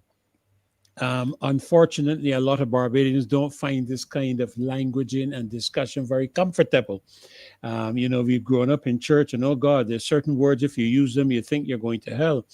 But the reality is, had we maybe addressed them more often within our, and I'm speaking from a ministerial standpoint, within our church environment, it would not have eliminated it, but it may have assisted in terms of how things are today. I do recall the particular act. Back in those days, I was not long a Christian, and I was bitterly against the Medical Termination of Pregnancy Act in 1983. But I did understand the rationale behind it. What I don't think was taken into consideration was because it was introduced because it was happening, and people were getting abortions and so on, and the government introduced a legislation to try to help without deal with serious infections and infertility, hemorrhaging. Some young women were on the point of death as a result of botched processes by doctors and so on. But I doubted that people would have thought it would have opened up a floodgate. Which inevitably it did, while it helped to position a person to be in a legal position to take legal action if something occurred. At the same time, it certainly opened up a floodgate and has contributed dramatically, not just in Barbados, but around the world. This is an ongoing, very, very hot topic. The whole matter today of the push of the United Nations as it relates to a woman's control of her body, and these are subjects that are being hotly debated around the world.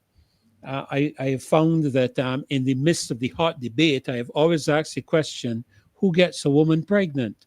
And while a woman's body is her right, a pregnancy does not occur with one person, it occurs with two. And so I've always felt that to a large degree, there should be some provision made for the contributor. I have to say contributor because, as you know, there are a lot of artificial processes that can now be used. Women, had developed to the stage of being incubators, so to speak, where they would take the sperm and impregnate a woman with it, and people were selling their sperm and so on around the world.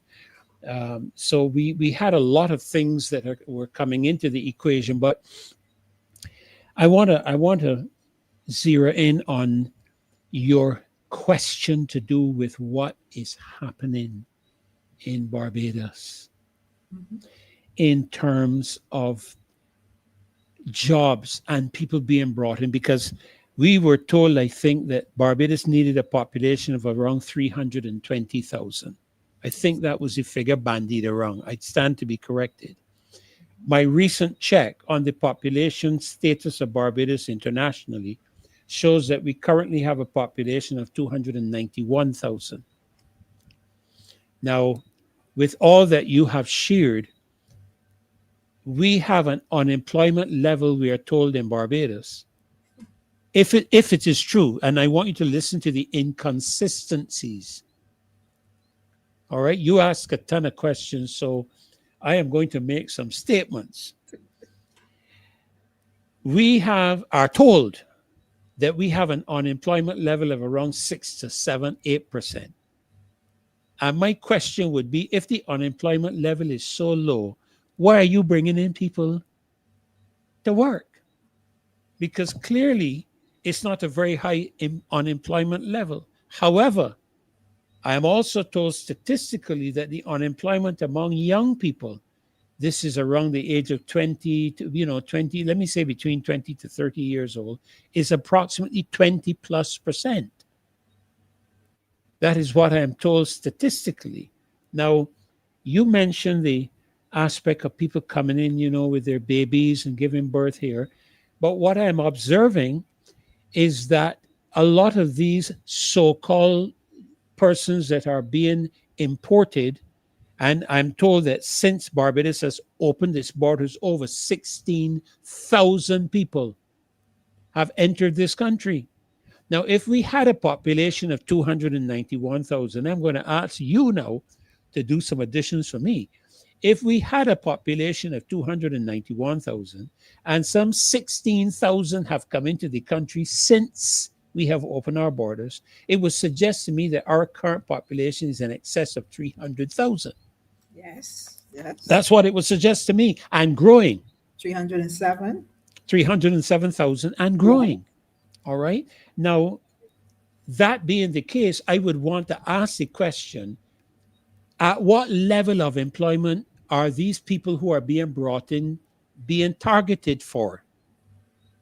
Are these high income individuals, persons, maybe accountants and persons of a high level of professionalism?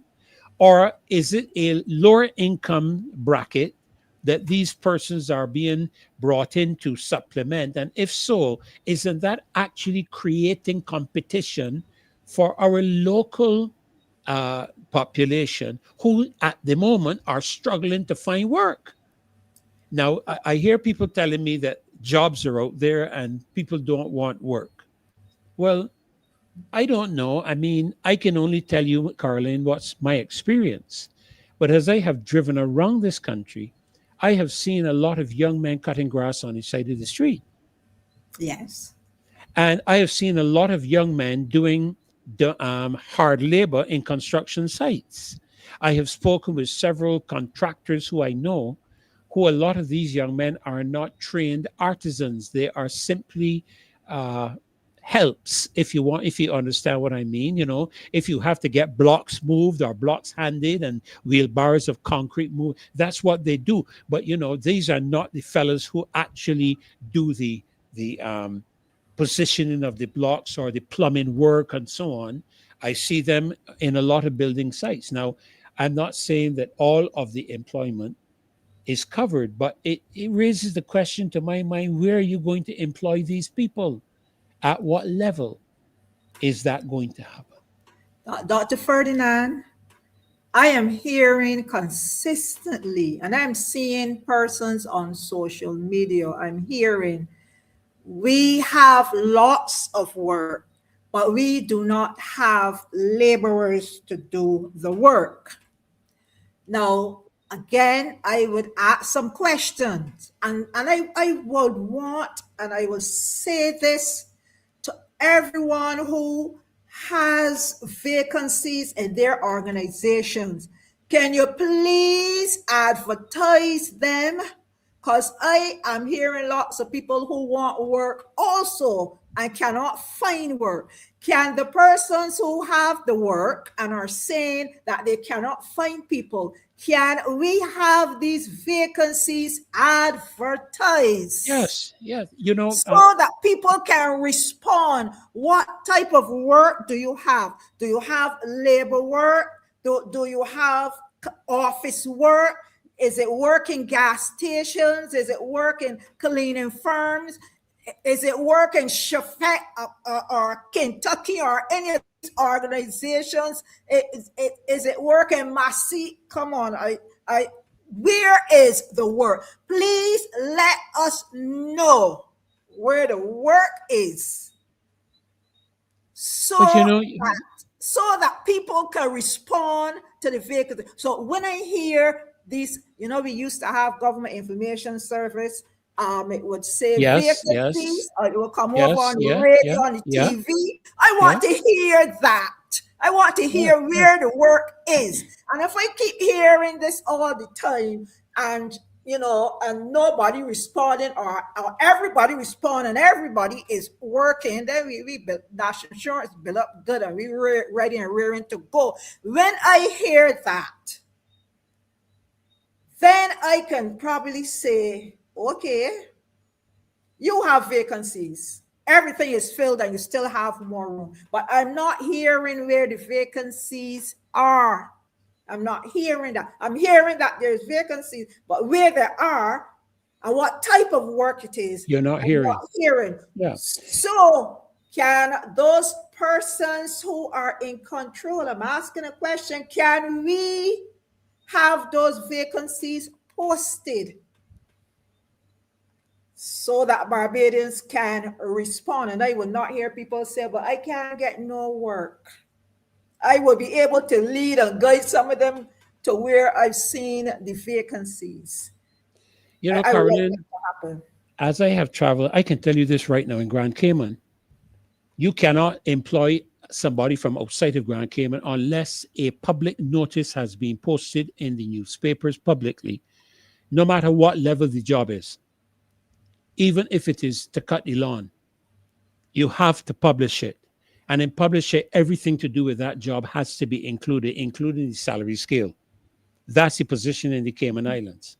The only way you can apply for a work permit in Grand Cayman is if you can prove to the government, and this would be to the immigration department, that you have done all that you can do in terms of seeking a local laborer to do your job, and you have been unsuccessful. If you cannot prove that, you cannot get a work permit in Grand Cayman. That's a fact. I'm telling you this for a fact because I have had to apply for work permits in Grand Cayman over 20 years. And the only reason I have been able to qualify is because of being a minister of religion. There's no competition, so to speak, within the context of that, with persons working and so forth in the Cayman Islands. That's the only reason. And then, of course, my humanitarian effort there after Hurricane Ivan gave me the opportunity of being able to get in to assist.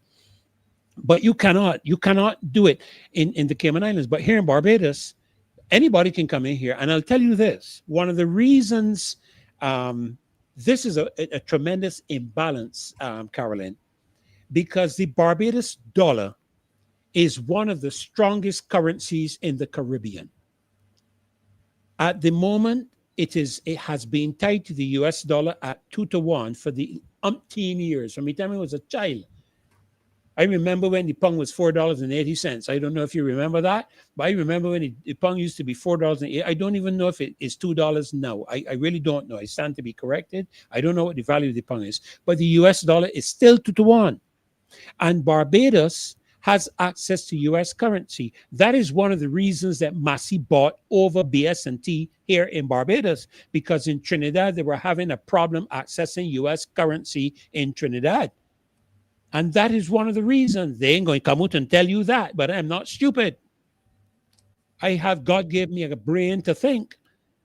And so we have a lot of people that are attracted. If they come to Barbados and they're from another country, it is possible that they could be paid in US dollars. Even if they're paid in Barbados dollars, it is easier for them to go to the bank and change it to US and send it home to their families, in which country the US dollar is worth a significant amount. And that is one of the primary reasons we have one of the major imbalances of labor movement in the Caribbean.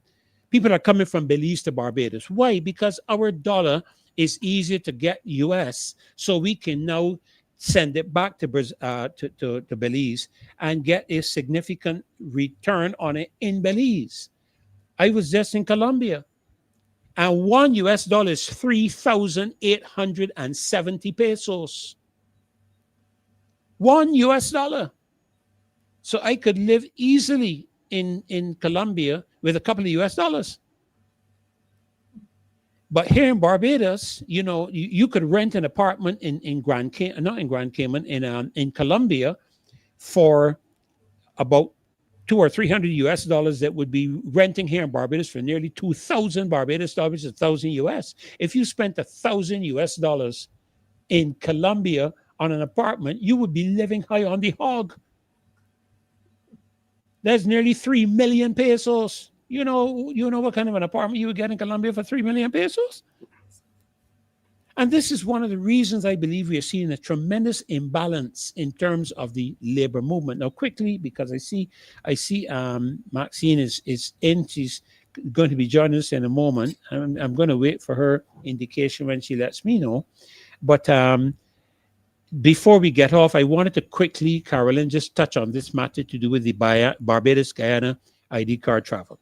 Because as you know, this was a very recent matter.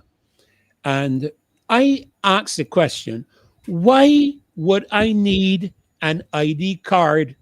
Isn't my passport accepted anymore in Guyana?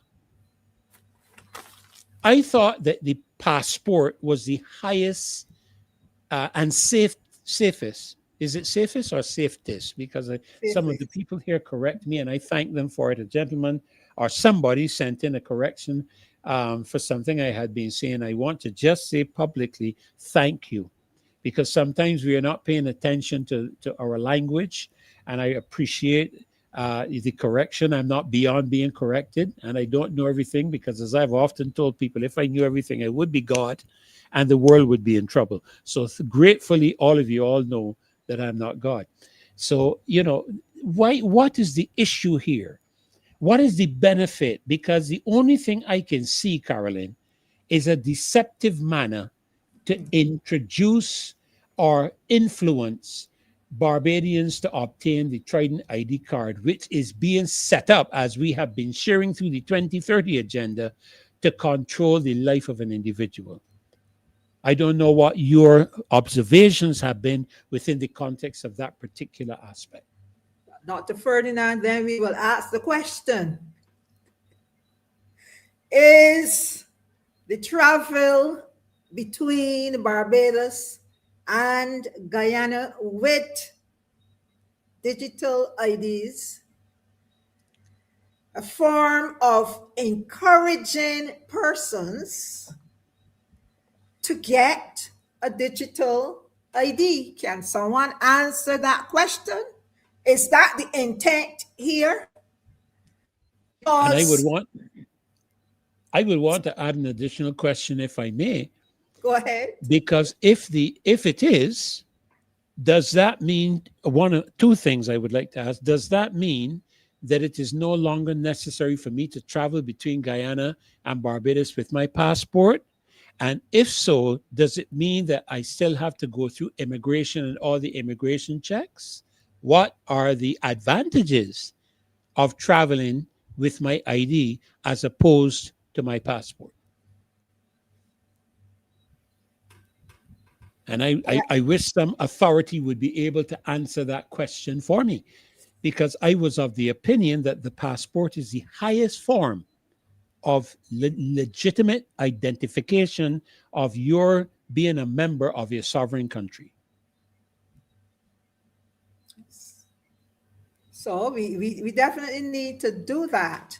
If you were saying to us that the cost of traveling, the plane tickets were cheaper, and we are giving you a deal, and you can feel free now to go to Guyana, because things have been reduced.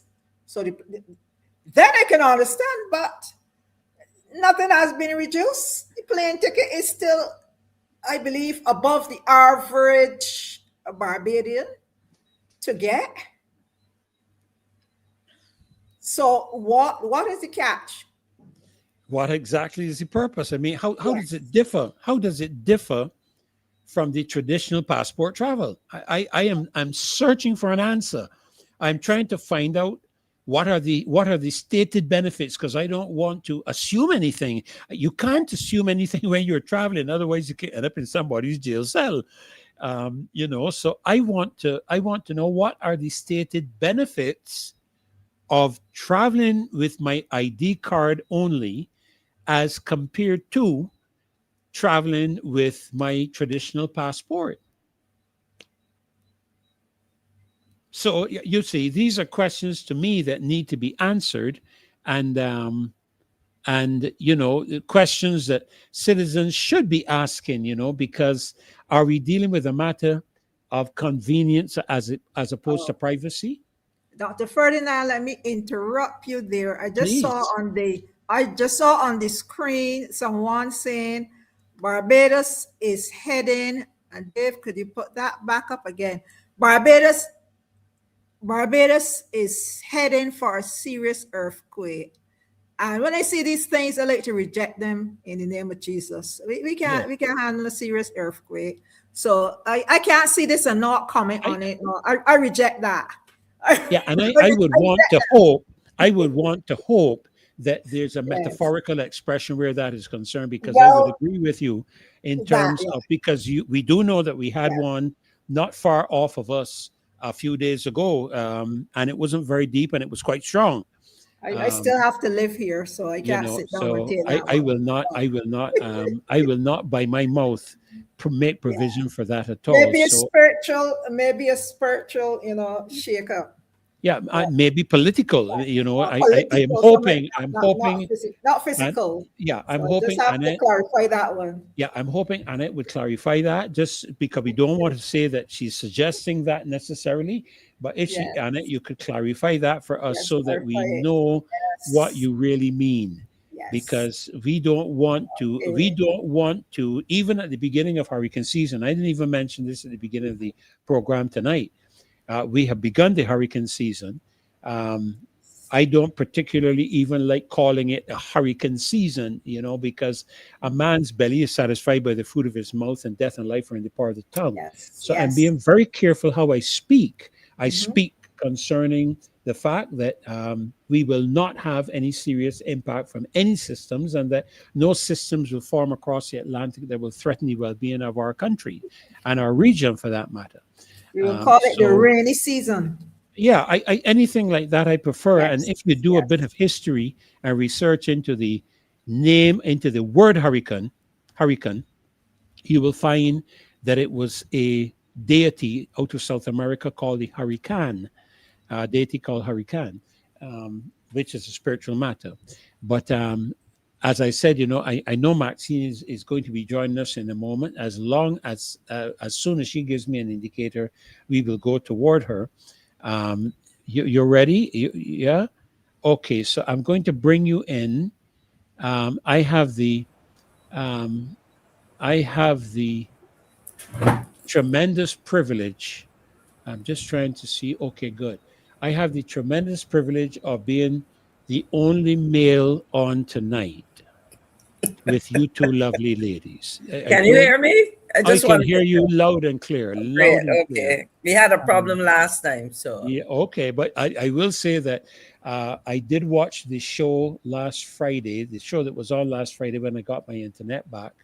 And you two guys did a tremendous job. I really do mean that. Awesome job. Led off by Lady herself. Lady, absolutely. And I was beginning to wonder and hope that I would still have the opportunity to be on this show, because we would never deprive you, sir. I told him such a wonderful job. I Well, I'm not taking that job. well, I am not. I She have did no it problems. reluctantly, but she did it well. I have no problems if I have to hand over the baton. I can tell you it would be in tremendously competent hands. No question about that whatsoever.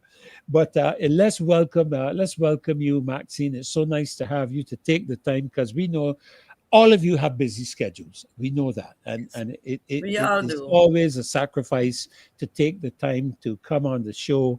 And as you started at the beginning, Caroline, to educate, agitate. Let me make sure I get it: educate, agitate, mobilize, and Mobilize, and motivate. motivate. Yes. That's what we do here on the show, Emma. So we've been, as you probably have been listening in, Maxine, we've been, Carolyn has been dealing with the matter of the birth rate in Barbados and the rationale behind the importation of labor from that standpoint, which is an important, very important questions to ask. I think I wonder what research has been done, to what depth and to what detail within those contexts that she asks and that she raised, the matter of how our children are now being introduced to sexual activity and the different forms that they can engage now without getting pregnant. And so we have a decline in birth rate in Barbados, and a number of areas that she touched on, very legitimate questions. And of course, I'm sure you must have been listening in. I know you're not going to be dealing with that particular. Well, as a matter of fact, I think it would I can feel. comment on. There are several things that I will comment about because the things are so connected. Yeah. I was just actually about to say that I can, from the topic I see you'll be addressing, it feeds into it anyhow, because you're going to be looking at the aspect of migration and exploitation. And I think earlier in the program, I did make mention of the fact, I can't remember where I saw it, but Barbados was now considered to be one of the major points of trafficking of women in the Caribbean. And I can't remember where I had seen it, or should I say trafficking? Let me just say trafficking. And it was troubling for me when I read that. So I will turn over to you in the context of that. And later on, we'll enter into a general discussion between ourselves. All right. Well, thank you very much. And Carolyn, it's good to be on with you again. And Pastor Ferdinand, you have nothing to fear. We are here to support you in your presence and in your absence. Yes. But I thank you for the vote of confidence. let me, I think you've been doing yes. a good job anchoring the show for Marcia. So I really, Thank you I think so much. Barbadians appreciate it. I was reminded about the importance of this today. And I'll when somebody came to my house to do some work and they came back today, and then he says, I know I recognize your face. I guess he'd heard the name, or whatever. But then he said, I watch you on TV. So, the next question is, if you watch me on TV, then it has to be this show. But I'll come back to raise a question that was raised with me by one of the people I spoke to. But let me comment on a couple of these things, because we're talking migration, I would hate that we are, in fact, the allegation that, about trafficking is, in fact, something that's emerging. I know that the country has fought hard. It was an issue when I was foreign minister, because there are reports that are done about human trafficking, etc., and efforts to track these things. But the truth is, as we make it easier for persons to enter and leave these borders, oh dear, things can happen. Now, I listened to the discussion about the ID card. Americans used to come in here with a driver's license for years. I don't know how, I guess when they came in, whatever information was on that. I would have to look at an American driver's license to see what information is captured there. We have moved now to digital IDs and so on. But, I am, there are a couple of things right now. And I mentioned this last week, sometime or early this week, talking to Marcia, I think might have been this week. I traveled recently to Antigua and Barbuda as part of a CARICOM election observation team. and I was supposed to return information on my boarding passes. And initially, I couldn't find them. Ironically, I had them on my printer to copy to do a scan, and forgot that I started that. So I only, but then I was told, okay, send us a copy of your immigration stamp. And when I looked through my passport, there was one stamp, and that was when I arrived in Antigua. And part of that was because I was having difficulty with the online registration. I hadn't done it before, and then trying to get onto the internet and all of that in the airport, I completed the traditional form. And so when they took the form, they stamped it and did the usual thing. Now, that led me to ask the question, what happens in our airports, and more specifically in Barbados, when people enter and exit Barbados? Do we know with a high degree of certainty who enters Barbados, when they leave, if they leave, when they return, if they return? And do we have ways of perhaps picking up where people create, and let's say somebody who was deported, because we've had instances of this, returning under another name with new documentation, etc. And the question is it going to be made easier? In other words, when we move to IDs, I have no difficulty looking to facilitate travel. But where we have a situation, as we are describing, where persons may be tempted to move to one of the jurisdictions, let's talk about CARICOM for a minute, and then we can expand it to Africa, because the same questions would apply, or the same comments. When people perhaps feel the need to relocate because of economic difficulties, etc., some people will go to any kind of length to do so.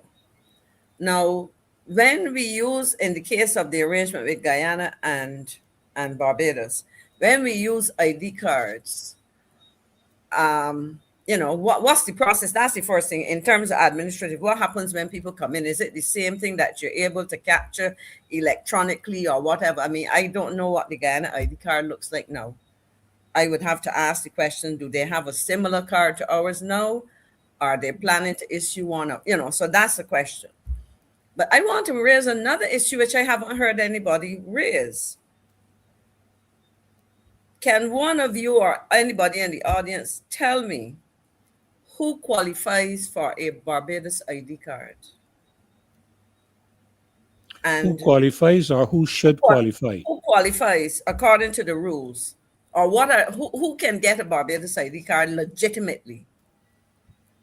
And I googled the thing just now, because I know some changes might have been made based on, and essentially a citizen of Barbados or a non-national granted permission by the chief immigration officer to work, study in Barbados for at least 6 months.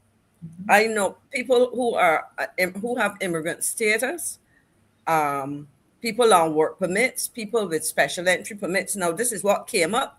And if any of this is wrong, then immigration officials or any other government officials, the minister, so they have an electronic ID card similar to us. There's a chip in there which would cover the information.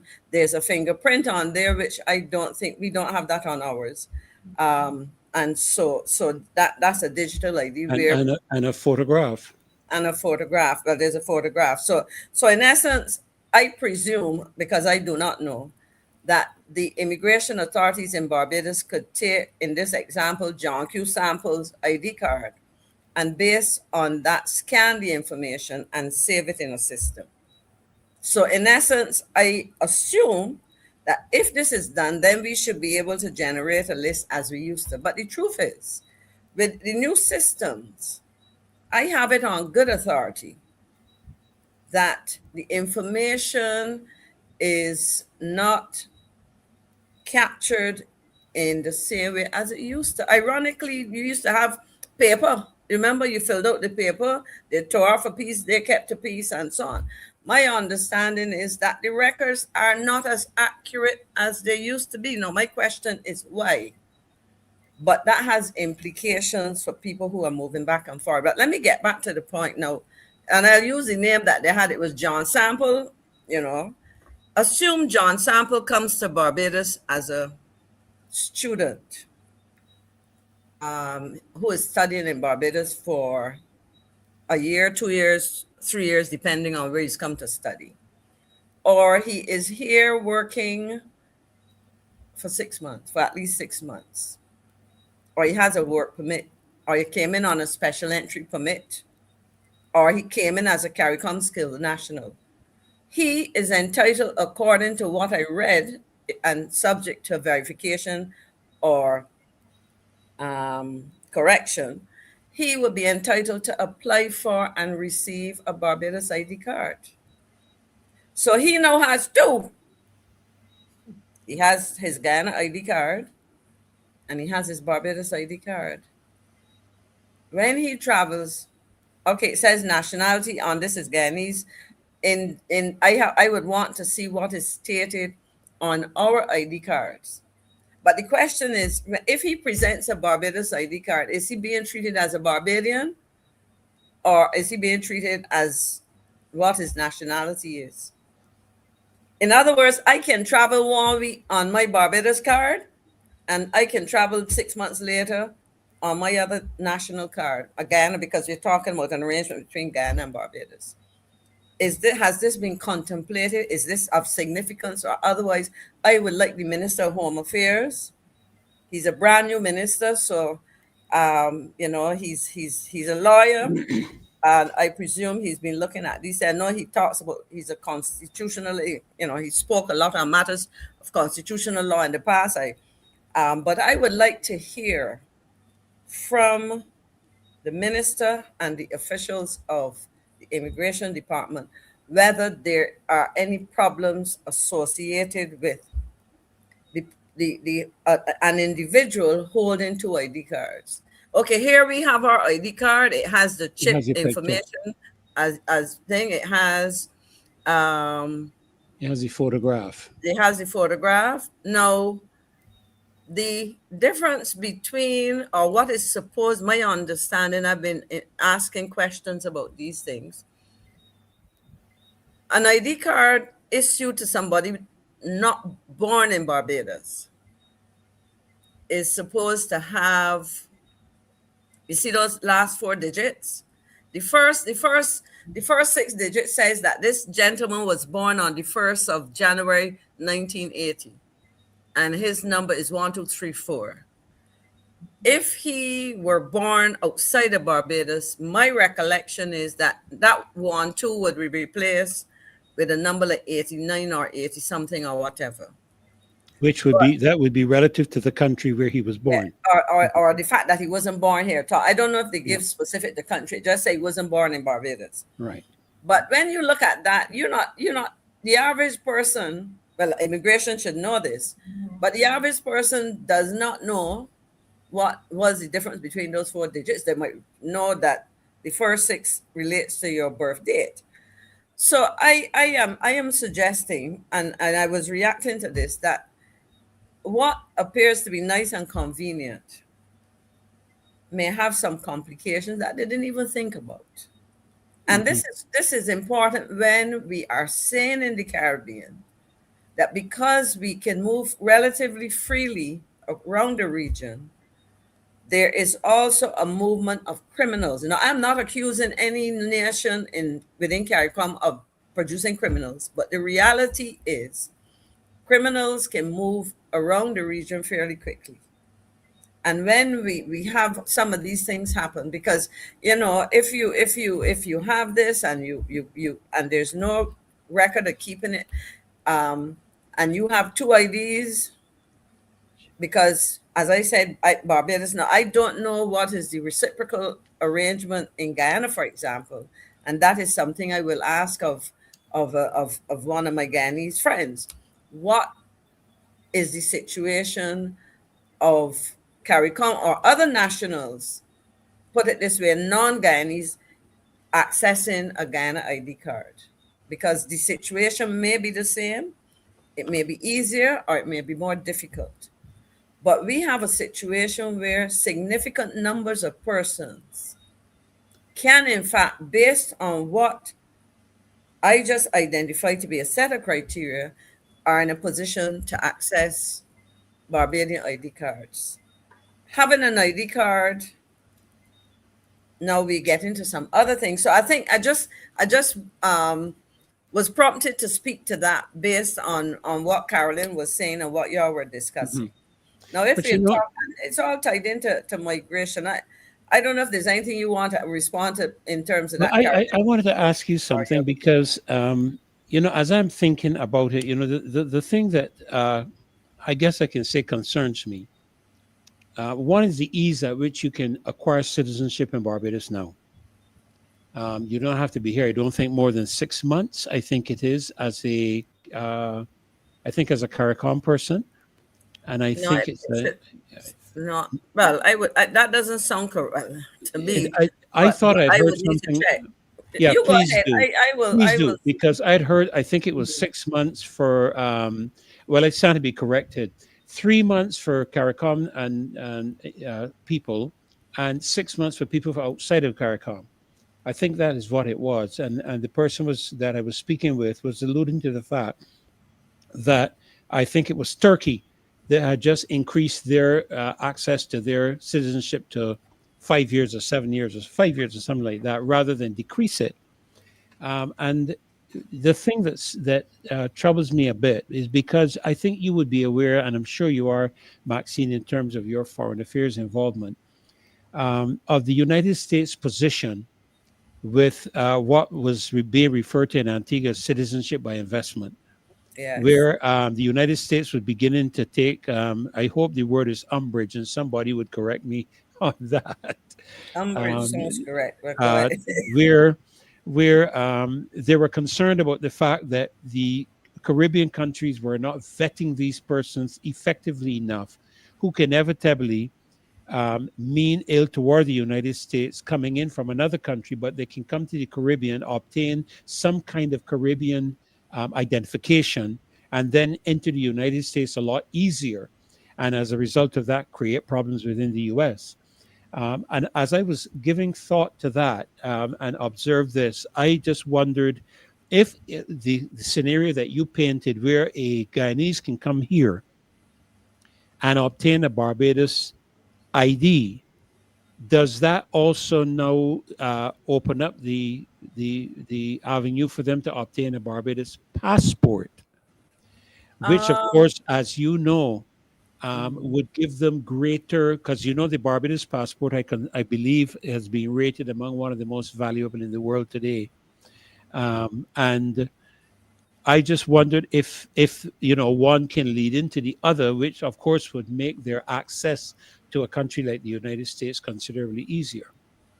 No, but a Barbados passport, I think before you can get that, you should have become a citizen, right? And so, but that's what I was trying to check as you were speaking. I know that there's draft legislation to the Citizenship Act. Timelines. So I would have to go and research. I'll commit to researching what the act says, because it is now going through, what do you call it?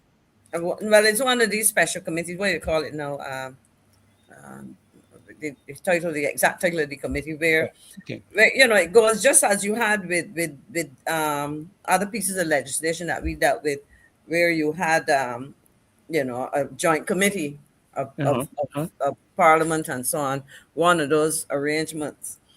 So I would need to look at, I know there were some radical changes in it. Now, whether they have reconsidered any of that or not is important, because the whole question of vetting, because you touched on another issue when we talk about migration and citizenship, etc., which is the initiative that has generated significant revenues for a number of countries in the OECS. I think St. Kitts was one of the older. St. Kitts and Nevis was one of the first. Yeah. Dominica, yeah. St. Lucia, Antigua, Barbuda. They have been offering citizenship by investment. And they had some of the slight variations in terms of what each country offered. But it has created, on the one hand, a basis of generating income, but it has created problems for those countries. And in fact, in recent times, beyond the US, you mentioned the US, and they have expressed concern, but some European countries are of the opinion that they were contemplating revisiting the Schengen visa arrangement. I remember signing that arrangement. I think Bahamas might have signed the year we signed, where you had visa waivers. So if you went into the UK, Barbados for many years did not require a visa to go to the UK, but some countries do. If you went to France, if you went to Spain, etc. So you had a visa waiver arrangement, but these people are saying, look, you are, and they say it like this, you are selling your passport. And you're selling it to a range of people. We do not know, as you said, how well they're vetted, because when you looked at the numbers and so on, you have had cases of persons from countries in Europe, in China, for example, and the Middle East. And the Middle East, who were probably wanted for criminal activity and so on. And so you had these schemes. Now, the concern for me, and I recall this discussion very vividly in the Bahamas at a meeting of the heads of government. And I remember at the time, Prime Minister Ralph Gonsalves was adamant that he did not support it. He was adamant that when the Treaty of Chaguaramas was contemplated and it defined citizen within the context of the CSME and CARICOM and so on, there was no contemplation of citizenship by investment. And I remember producing a magazine, and I probably have it somewhere among the many papers I have. I've been hoping to come across it. Producing a magazine from LIAT, where a collection of the OECS countries were advertising, because when people were saying that by granting somebody a passport from one of those countries participating in that kind of program, you were actually giving them the same kind of rights that they're not, born citizens were entitled to as CARICOM citizens. Some of the heads of government were arguing no. But when we produced that magazine, which we happened upon traveling to, I think, to the same conference, they were saying to them that, once you got this passport, you were entitled to all the things that their citizens were entitled to, including, free movement and all of that. So they were saying no, but the ad was saying something different. So that kind of arrangement is an issue. So, we have problems. Now, we have been talking about CARICOM. We've been talking about the situation between Guyana and Barbados. In fact, interestingly enough, Guyana is now experiencing some of the problems that we used to talk about. They have a number of Venezuelans, Brazilians, etc., coming into Guyana and working, because as you know, with the recent oil finds, the economy of Guyana is evolving in a very different and a very rapid way. And so people are seeing opportunities where before Guyanese felt the need to leave Guyana to survive. Many people are finding opportunities, although ironically, with all that is happening, from talking to friends in Guyana and observing, what is written in the media, etc., cost for some Guyanese, cost of living is really outstripping the cost of living, and the cost of living is really outstripping the wages that they earn outside of this new oil and gas sector. And so, but you may very well ironically see a movement of people, but the point is there are opportunities there, and they are understanding the pressures as a much bigger economy of unplanned and sometimes illegal migration. And that brings me to something that Carolyn was talking about, and that is the pressure that a significant movement of people into Barbados will put on our social and other systems. The question I would ask, I mean, you know, this, I remember back in 2009-10 when we were looking at the issue of illegal, you know, migration, the problems we were having with large numbers of persons here, and I took a lot of licks for it, and I tell people I did what I had to do, and we did what was right, because a lot of people were here, but a lot were being exploited. Yes, right? yes. One of the questions that I would ask them, because you asked the question, or both of you, one or both of you made ask the question in relation to who is coming to Barbados. Are these, and I think it was you, Pastor Ferdinand, who asked if these were relating to the salaries, if there were yes, high income persons, high income persons, etc. And that's a critical question, because Barbados is not it's an expensive destination. Let me put it in those words. Oh, yes, it is. And if, as I am seeing, the majority of persons, for example, if you go to the gas station, I happen to go to an office at the University of West Indies a couple times a week, and the security guards that I encounter now are Jamaican. That's correct. You know, I guess, and we know, because I remember the discussion we had a couple of years ago about salary increases, the unions raising the issue of salaries of security guards, etc. They're not high paid. And you go to the gas station down the hill from the university, you hear now and again, I don't know if there were students working part-time, but there were non-nationals. Again, those are lower end jobs in terms of pay. Correct. Now, if some of them, I mean, and in some of these supermarkets, some of the packers and so on that are operating in the supermarket, those are not high paid jobs. So low skill work is what it is. Now, my question is, how are they surviving?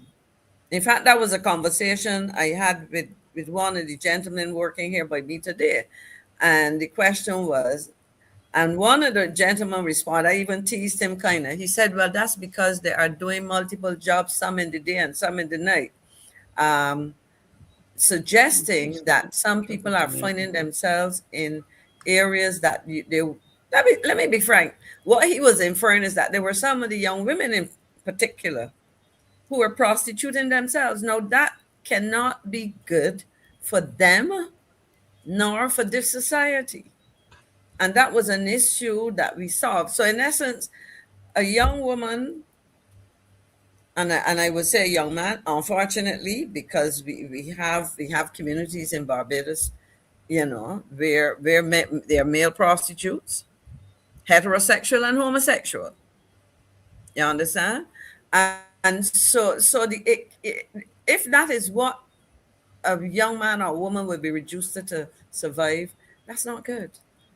So the question I'm asking is, when they come to Barbados, what is the quality of life that what is the quality of life that they are experiencing?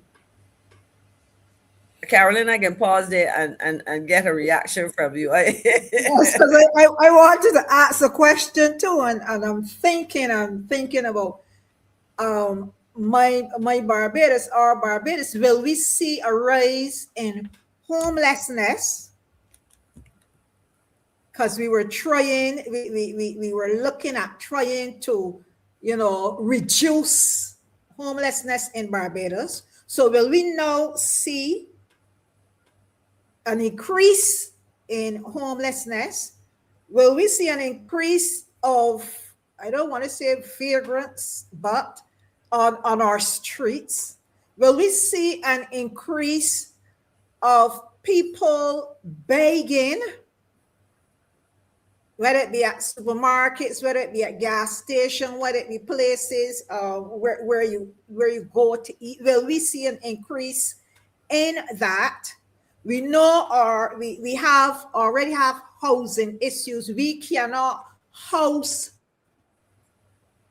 all of the Barbadians who want housing. The list is long. We're not producing the houses. We got the money, but we're not producing the houses either. Are we gonna see now a longer list?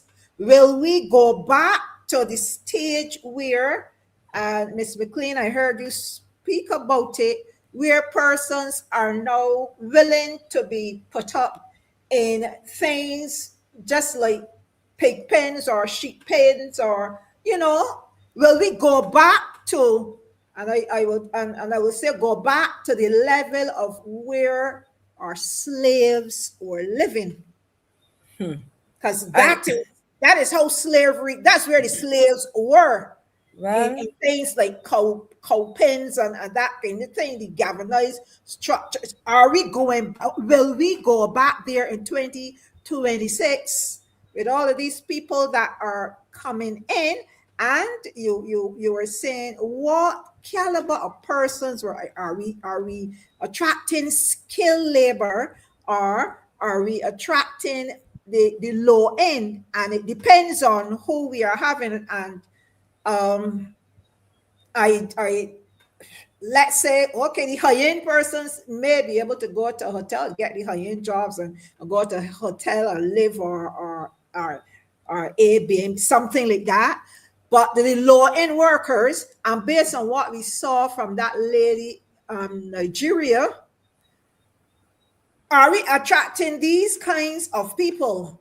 And where are we putting? Are we going to change the social structure of Barbados? Are we going to take Barbados back to where we are for parents, and even some of us have worked so hard to bring Barbados to where it is? Are we going to take it right back there, or even further away with this, movement, this open borders, whosoever will may come?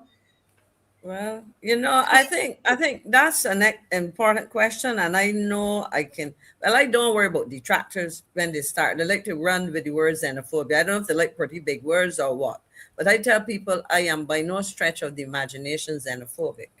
But because I have had to sit in the position to make decisions, and I will tackle a few of the questions when you talk about going back, homelessness.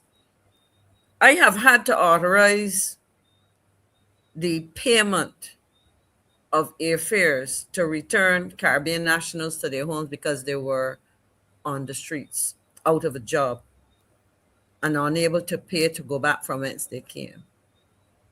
I recently, I go to the gas station close to where I live, and on more than one occasion, I see a man there begging. You know why I notice him? Because he's of a different ethnicity. And I suspect that he came here from another Caribbean country and found himself probably working or unable to sustain a job, or whatever the case may be. He does not look like he has a psychiatric problem. That does not say he doesn't, but this is somebody who I suspect has fallen on hard times. And probably if I were to get close to the person, I would say, have you spoken to your country's representatives in Barbados? But the thing is, the person may not want to go back home, to go home having failed. They may be here illegally, for that matter. Precisely. They may very well be here illegally. And so this is the kind of question, because, as I listen to all of this, a saying keeps coming to my mind. There's many a slip between the cup and the lip. You talk about something, but unless you plan it and execute it well, you're going to have a problem. Yes. The government right now is boasting of substantial numbers of projects in terms of hotel construction. I would be dishonest if I did not say that under the Democratic Labour Party, when I was a minister, new hotels, and a number of them were contemplated, and we know of some of them and so on. But I can also say to you that one of the things that occupied ministers with responsibility for these things, and we would have at some point in cabinet flagged these issues, staffing of some of these. In other words, we recognize that there may be staffing shortages in certain areas. And if you think of an organization in terms of staff, it's a pyramidal structure. So you will need more people with lower skills at the bottom. Now, if, for example, we have a number of hotels in Barbados where we cannot find waiters and, maids to clean rooms, etc., those lower end jobs, if you cannot find significant numbers in the local market, you will have to find them somewhere else. The first question is, where will they be accommodated? Where will they live? We know right now, and I've heard real estate executives or people in the real estate sector saying that Barbadians are finding it difficult to find houses for rent because of the increased demand for Airbnb. People are putting their houses into Airbnb, and of course the welcome stand those people who come into work in Barbados. Because imagine if you have an apartment that you would rent for $1,500 Barbados, but you have somebody from the UK or the US, where that American, let's use the American, would normally pay $1,500 if they were living in Athens, Ohio, or somewhere. I call Athens because that's where I went to school, Ohio University. And they were paying $1,500 US. Realize that $1,500 Barbados is half of what they would pay, which means that they perhaps would be willing to pay 2,000 Barbados, because at 2,000 they are still only paying 2/3 of what they would have paid in the $1,500. Yeah. So right away, and we saw this happen some years ago when we had a number of persons in the IT sector working in a couple companies in Barbados, and people were able to rent their properties at a higher rate, which effectively pushed Barbadians. Now, if you're pushing Barbadians out, who might be teachers and accountants, young professionals, and so on, what happens to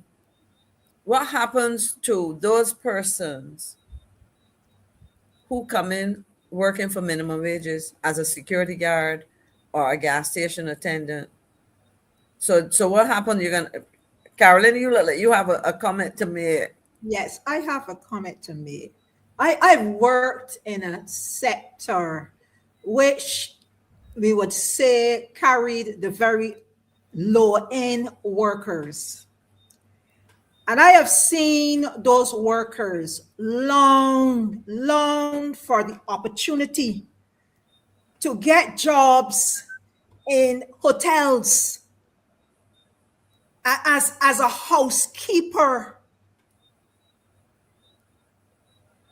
As a matter of fact, any job in a hotel I've seen, because they were not far from the bottom, so any other job would have been a plus. And I've seen persons long for those jobs not many years ago, and I am still finding it difficult to believe that in Barbados we cannot find persons to fill those positions. I sat, and this was something that actually happened. I sat and saw Shafet recruiting persons from a nearby island, and I know. Yeah, I remember Position that. that I sat in as a manager, there were many persons who would have been glad for that opportunity to work in Shafet. So I have a difficulty when I hear that we cannot find workers, or we can't find enough people to work in these places, I am saying I find it difficult. I find it difficult. Why can't we find workers to work in these positions? Is it that we have reduced the pay and Barbadians do not find it attractive? It makes no sense, because if you're going to come out to work and you're going to work for not for monies, and you are just going to get bus fare and lunch money to come back next week, it doesn't make sense taking that job. Or if you are going to be working and begging for bus fare and lunch money for the next week, it makes no sense. Is that the case in Barbados? I'm asking a question because I know for sure there were numerous persons that were interested in being housekeepers in hotels and working at Chauffeur and working at Kentucky, and they could not get the opportunity. So I can personally testify to someone I know who's looking for a job in terms of cleaning. Okay, and she's doing wherever she can get work, she's doing work there. So it tells me that there are people out there who are job hunting, and they're not skilled individuals. They're looking for something simply to make some kind of an income. Let's be brutally frank. If you stop and have a conversation with a lot of tellers in the banks, they're doing a job they don't really want to do. It just happens to pay their bills and gives them money. That fundamentally is the position with most of those young people you see working in banks and so on.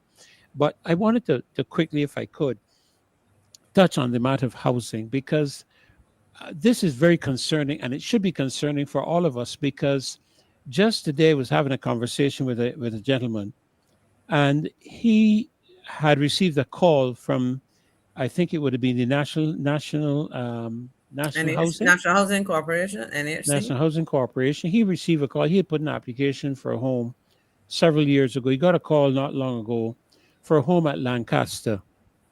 And I'm sure, Carolyn, you must pass Lancaster on a regular basis, going to and from home. Maxine, you must know Lancaster, the homes in Lancaster. The boxes in Lancaster. And I'm not being derogatory here. I'm actually speaking about the size of the homes. It saddens me when I look at them. It hurts my heart. It hurts my heart, because I remember some time ago when I was having a conversation with Sir Roy Trotman, and I was working for a company trying to establish a new building system. I refused to build a 900 square foot home because I thought that at this time it was an insult to offer that size home to a Bajan. But he told me today, and I believe those homes have to be somewhere between 600 to 900 square feet. He told me the price of the house was $310,000. And I asked him where. I said, are you serious? He said, yes, that is what I was told. I qualified. The house is 300, and that would put that house at approximately $344 a square foot, which is nearly the cost of doing something in Royal Westmoreland. $344, $400, $500 a square foot, Barbara. I don't understand yet, but let me put it this way.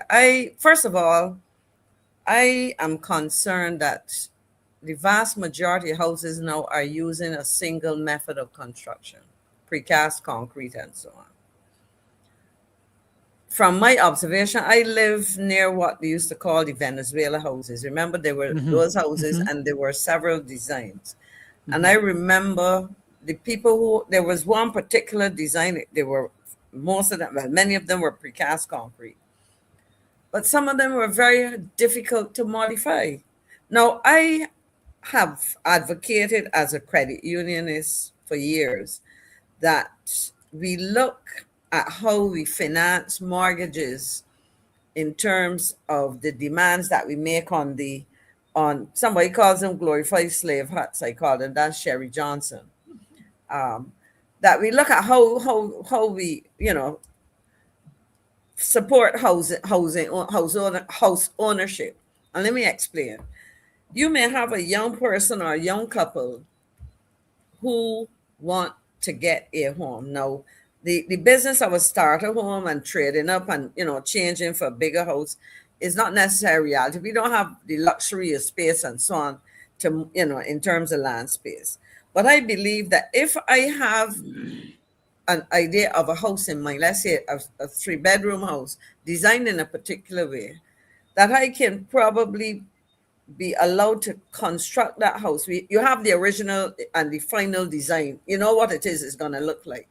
But based on your earnings and so on, you may start out completing a house with 2 bedrooms with the design for the third one. But, you know, the mortgage is probably going to be less, so that ultimately you end up with the house that is aesthetically pleasing, what you want, but designed and constructed in a way that facilitates what Barbadians used to do in the past, add on, you know, if y'all follow me.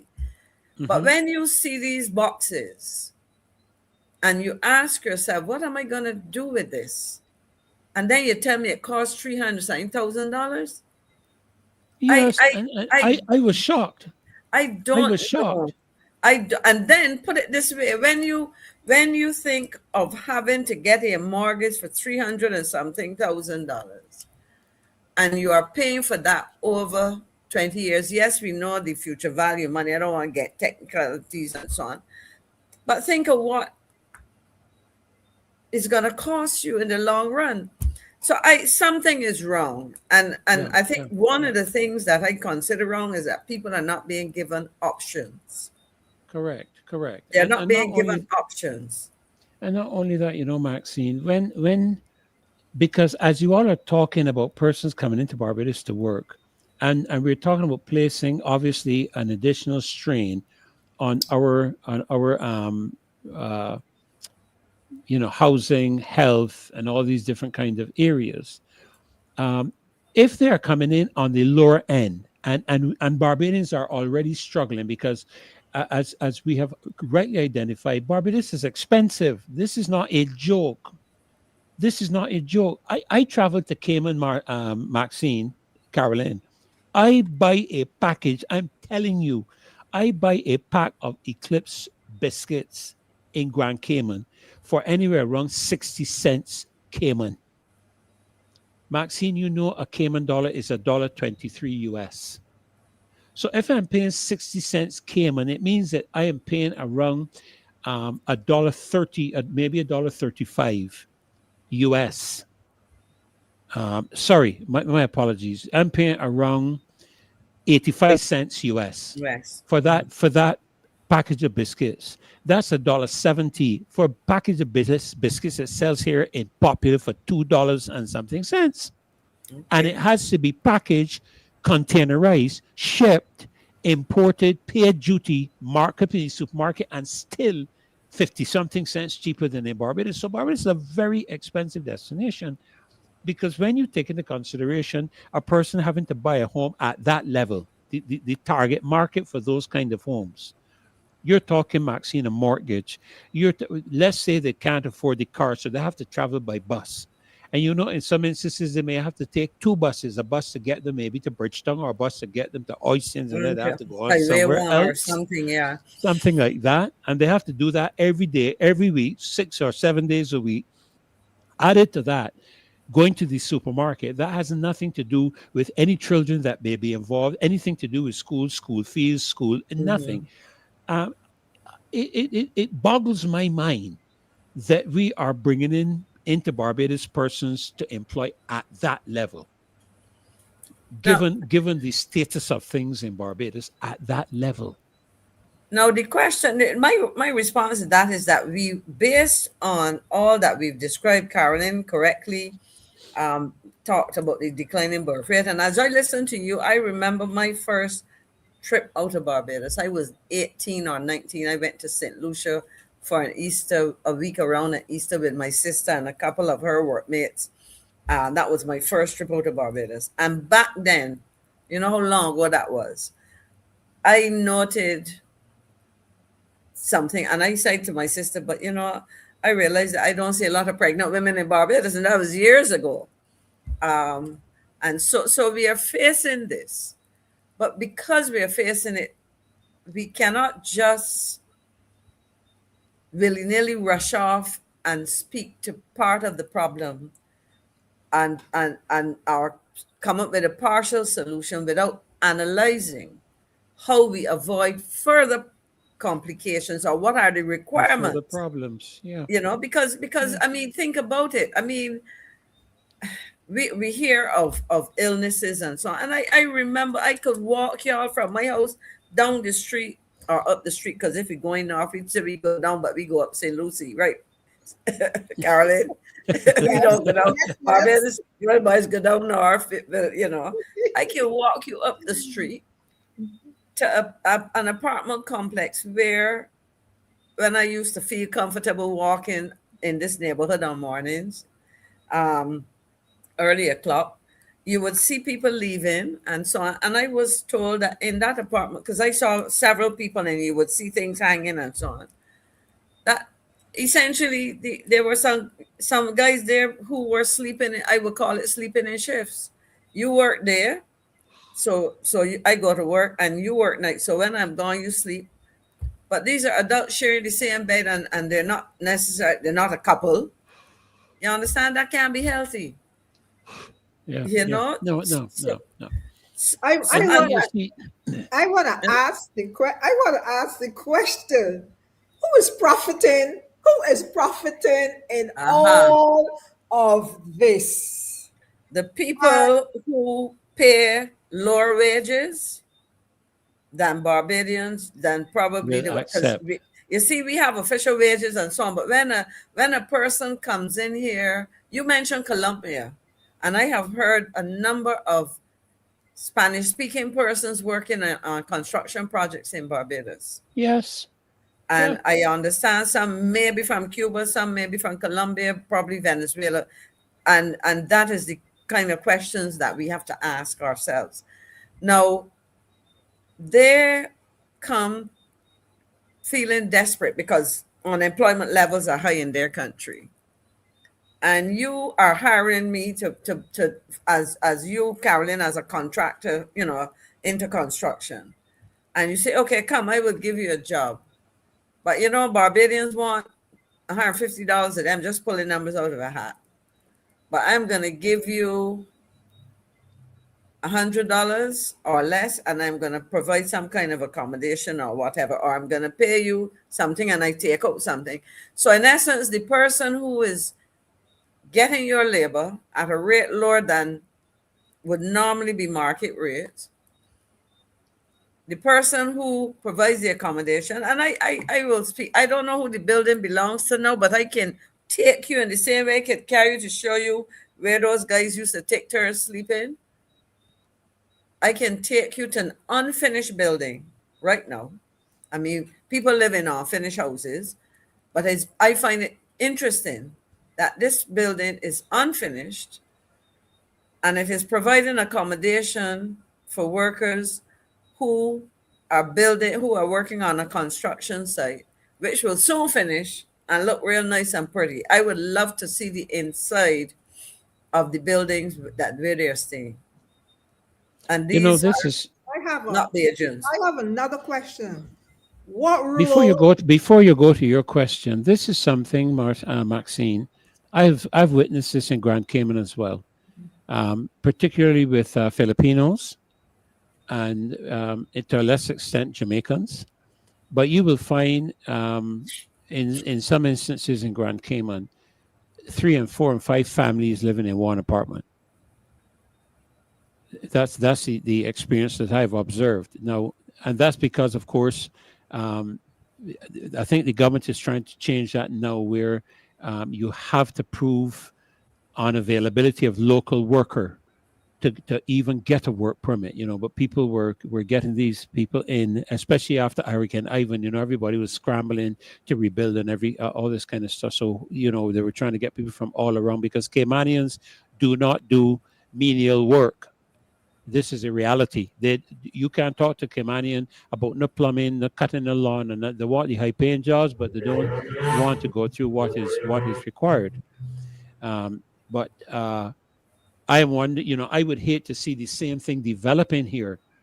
And we are not in a crisis situation. If you follow what I'm saying, after Hurricane Ivan, they had a crisis, and you could understand them reaching out, and that kind of thing. Of course, that's now changed dramatically since the new government has gone in. So I think just before that too.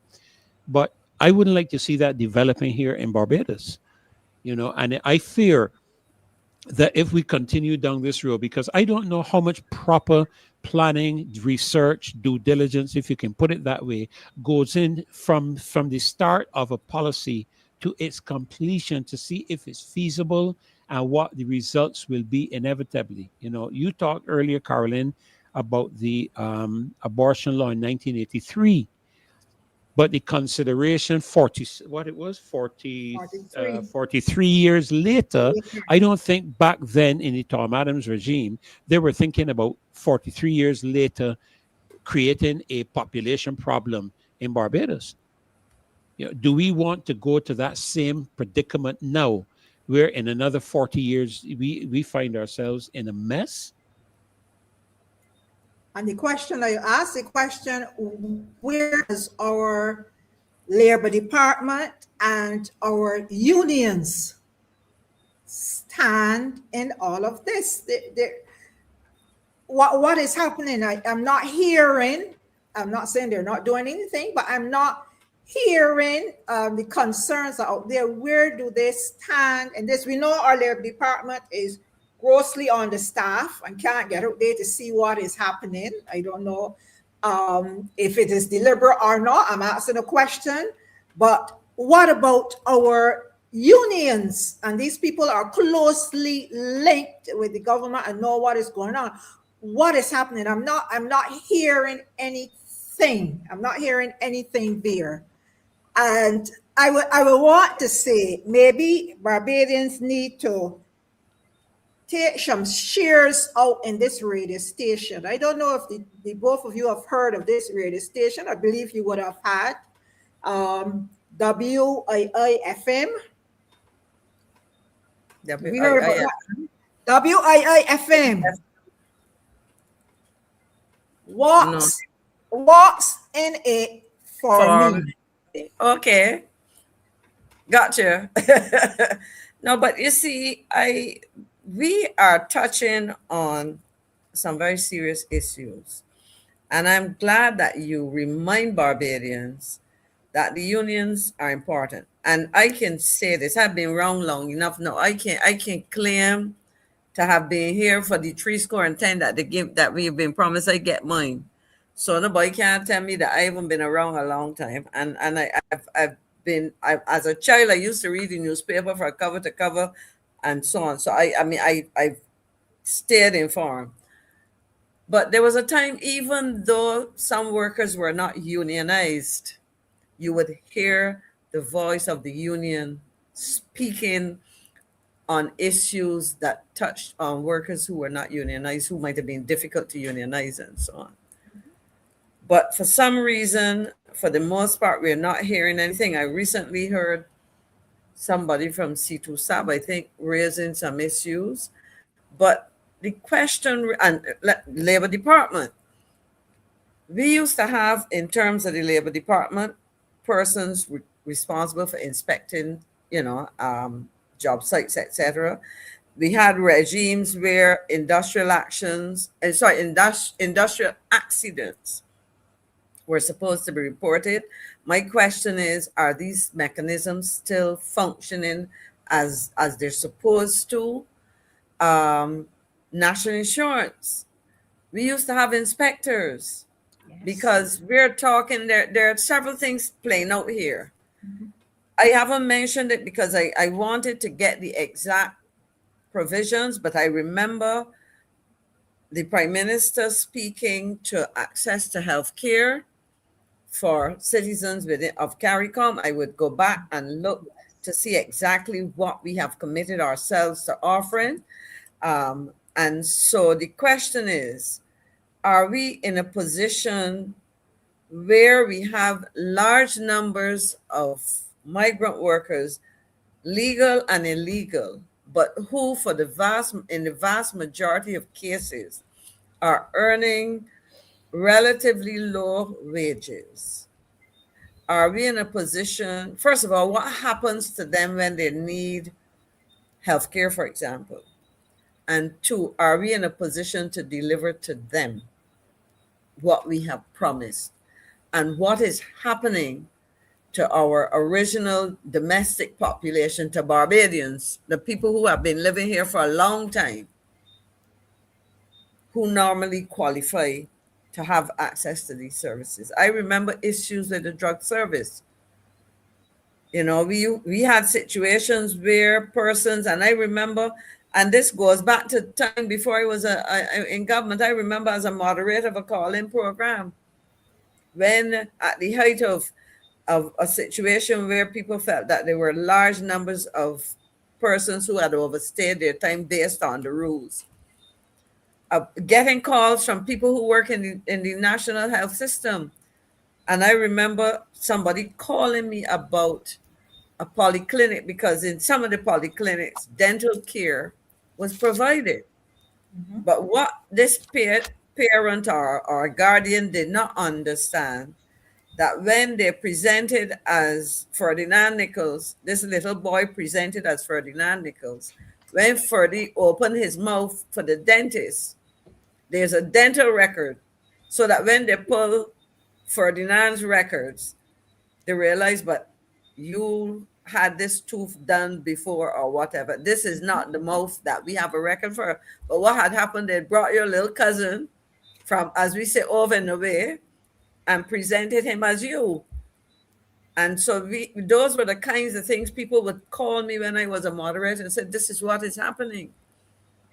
And so I am not against, and I don't hesitate to raise these issues. I am not against movement of people, but the kind of movement that we are seeing, Yes, exactly. is problematic. Exactly. And we've been talking about CARICOM, but we started to talk about air peace, and we have to come back to that, because I shared with Marcia a YouTube video with a gentleman proudly advertising his services to facilitate persons wanting to travel to Barbados. And every couple words he would remind you, consultations are not free, so you got to pay me, but you can call me, because you can get to Barbados and other islands in the Caribbean. You don't need a visa. If you come to Barbados, you can stay for 6 months, and explained all of these things. Now, my question is, as we talk about facilitating travel, and we know the pressures that some young people in Africa, some especially in countries in sub-Saharan Africa and West Africa, for example, with them trying their best to get to Europe. Now, persons, as I said previously, were risking their lives, but if it's easier to catch a plane and take as long as it takes to about slightly more time to get from there to London or to Paris or whatever, come to Barbados and hope to get to North America, whether US or Canada. And somebody says, talk to me, I can show you how. What are we doing as a country that says that they're very much into social media, etc.? If they know, I mean, for example, we have missions, we have embassies in West Africa, and we have one in Ghana, where the ambassador is accredited to Nigeria and to Liberia, I think it is. We have somebody in an ambassador in Nairobi, Kenya, accredited to Rwanda, as far as I know. Now, are they monitoring these things the same way that I came across that video? Have they been seeing these things, and what are they saying to counter these things? What mechanisms are they putting in place to make sure that people are not exploited? You know, I saw somebody put up something earlier. I can't remember who it was, but put up something earlier, like, okay, we're making all this fuss about the Africans. Well, how come we don't make the fuss about the Chinese and the Indians and what? Correct. Because I've been down the East Coast Road on more than one occasion. and I have gone where they have doing the construction and repairs and whatnot on the East Coast Road, and I have seen Hispanic and Chinese workers there. I have asked a question. I am not in the place to get information, but I have observed that when money is borrowed from the Chinese, you have to employ their people. They Well, you send their negotiate. people in. Yeah, so I believe it's a part of when you're negotiating, because you don't see a lot of Barbadians, if any, working on any projects fundamentally that they're financing. And I'm not in a position to push that or anything, because again, the negotiations and whatnot may come with different aspects. But that is a bit different to what we're talking about. What we're talking about is an invitation from the government of Barbados for people to come here. And even in terms of the Caribbean, and as I mentioned, I don't know if you had heard earlier, Maxine, when I mentioned to Carolyn what I consider to be the imbalance between Barbados and the other Caribbean countries on the basis of the value of our money and the access to U.S. currency, which a lot of the other countries don't have the same kind of access. Now, not that we have a bottomless pit. You But touched on. I can tell you, one of my views, one of my feelings in my gut is that Trinidad companies bought Barbados companies to access U.S. currency because it was a problem in Trinidad. Well, before some of them might have been purchased before that, but I can tell you that there were some concerns, and in fact, I recall discussions about doing some analyses to determine the extent to which there might have been a problem, where because of shortages elsewhere in the region, because some of these companies are not only operating in Barbados, they're operating around the region. Yeah, throughout the region. That you might have had a situation. Let's assume, for example, that I am purchasing. We have a company that has operations in 5 islands in the region, and of those 5 islands, 3 of them might have been having foreign exchange difficulties, and we have centralized purchasing and then distribution. It might be very easy to draw on the foreign exchange of Barbados in order to meet the needs of those others, and the extent to which that was done, because and recognize that a lot of these operations are foreign exchange using, not generating.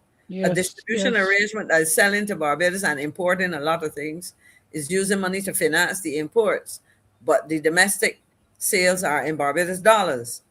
So imagine if you are taking beyond what is required for the Barbados market and doing that, so you may not be, your thought may not be too far-fetched.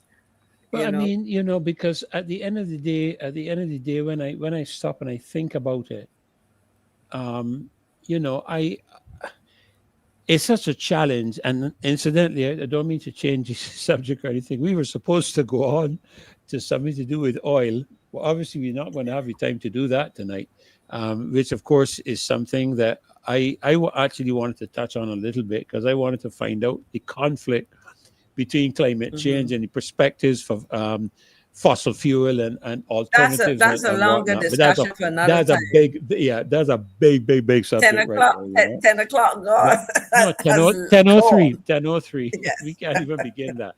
But, quite seriously, the aspect of companies purchasing here, they're purchasing to bring in here, but they're companies that then transship to their other locations using our foreign exchange because they can't access in their country. And I know that is happening for surety.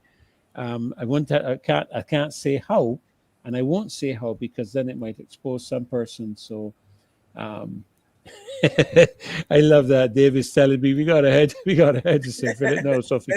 I could as well forget that other subject altogether. I think what we've been dealing with is very crucial and critical on a national level, and it will impact a lot of people. And I just feel that there is a need for us to step back and revisit and review this matter.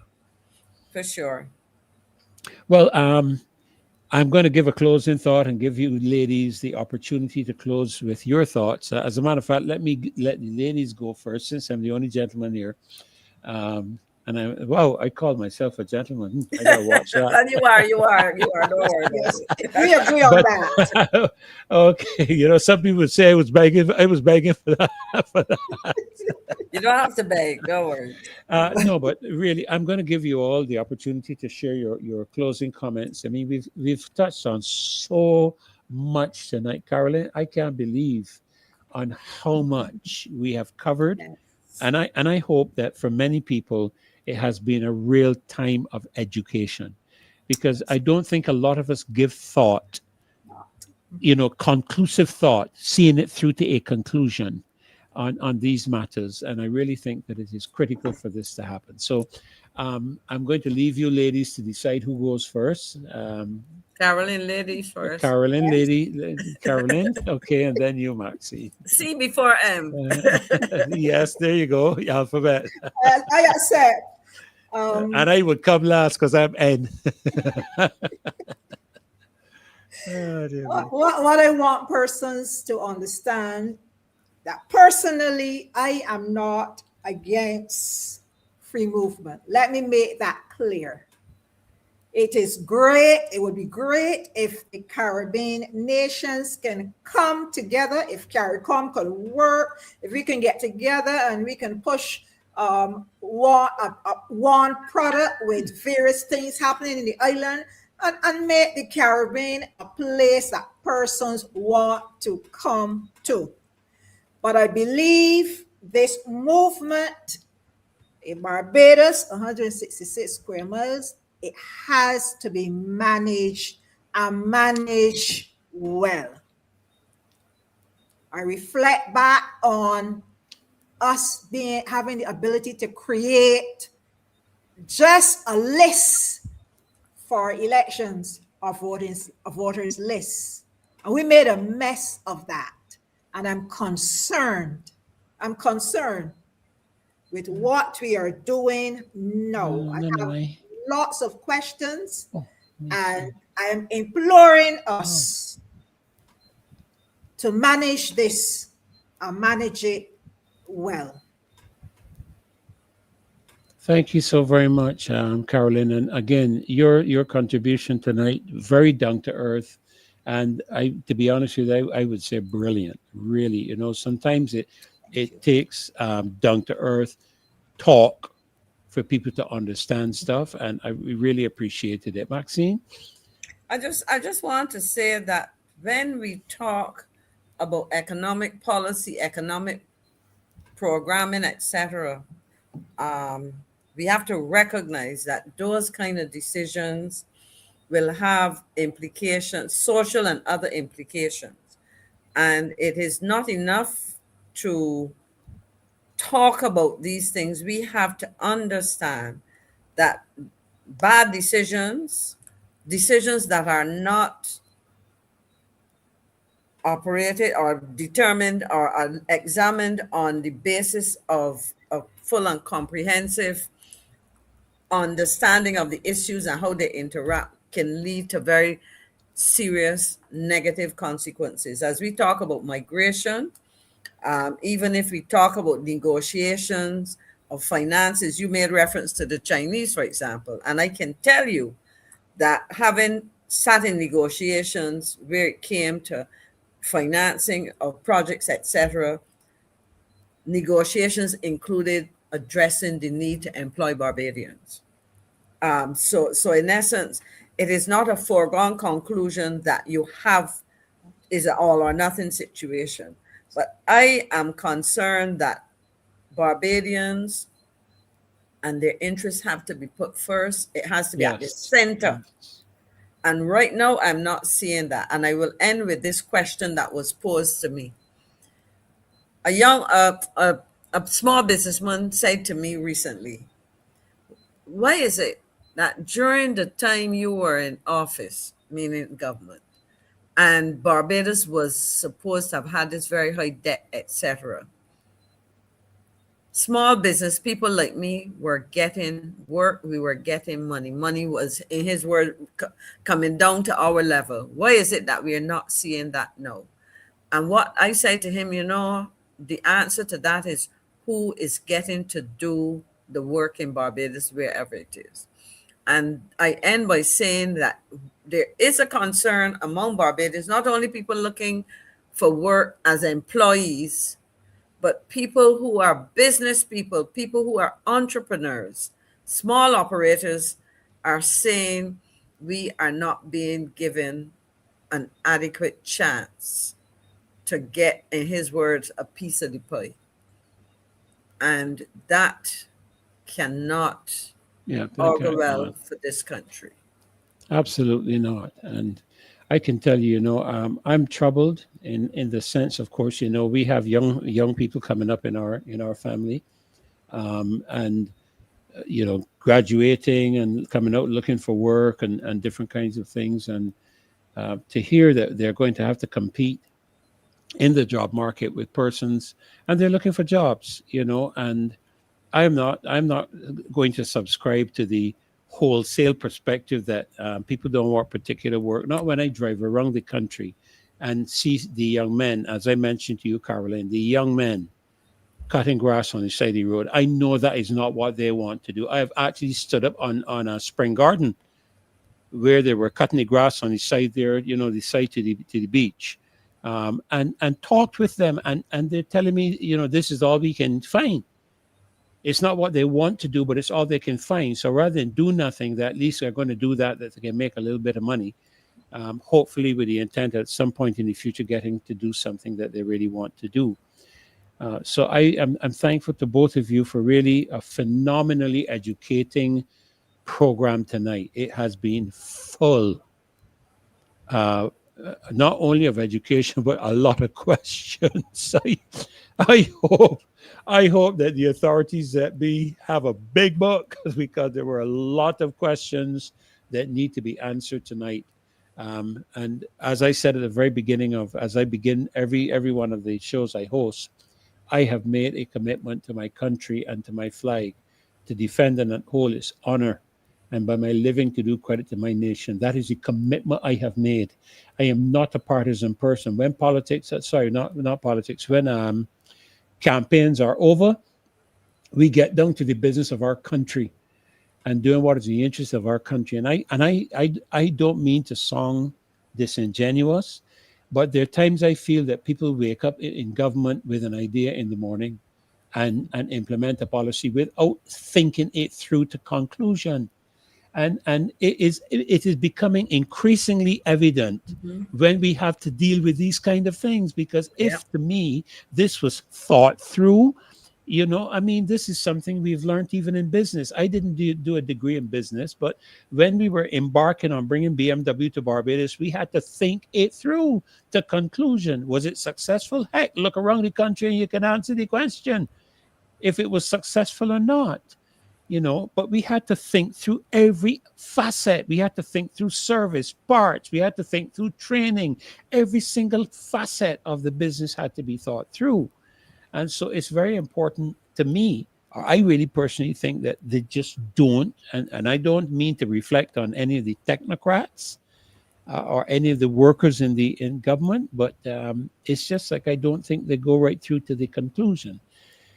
My closing thought is what Marcy has sent to us, and that is that a healthy democracy depends on informed citizens willing to ask difficult questions. True. And tonight's conversation has not been about developing a sense of fear, but it is about understanding, accountability, I would add transparency, and a future for Barbados. That is what this show has been and continues to be every time we come here. And that is that we believe people should be informed, and we should not run away from asking the tough questions and even answering them where we can. We want to thank all of you for joining us. I'll come back to you guys in a minute. We want to thank all of the loyal opposition for joining us and staying with us throughout the entire time and increasing as well and sharing. We thank you so very much for all you all do while we are here on the show talking. We can't follow every single comment. I wish we could. and I wish we had time to put up many more of them. And I thank Dave for his assistance in putting up some of the comments that are there, because when we get into sharing what we are sharing, it's very difficult sometimes to catch a comment relating to what we are saying. And so I want to thank you, Dave, so very much for just helping us through that process. And again, Maxine and Caroline, it's been a significant an honor of mine to really host the show with you guys again tonight. I've always enjoyed it. I learn a lot. I enjoy being on with both of you, and Apostle too. I understand he's overseas, and that is the reason that we are together tonight. So until the next time we're together on the Marcy Week, show loyal opposition. God bless you and have a great, great weekend. Over to you, Dave.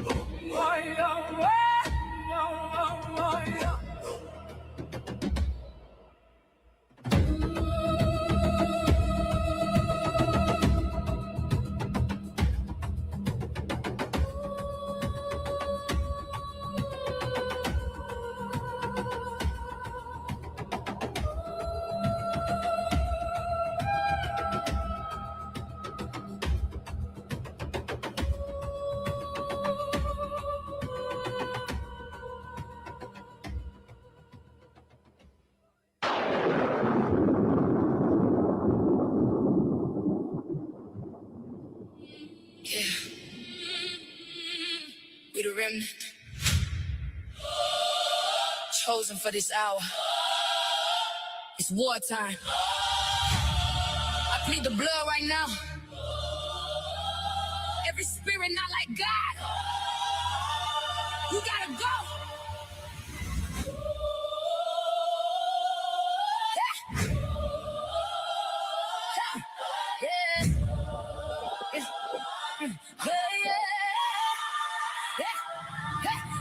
I denounce you in the name of Jesus. Every devil gotta flee. You don't have no reason. I'm bold as a lion. I don't fear no evil. Blood of Jesus.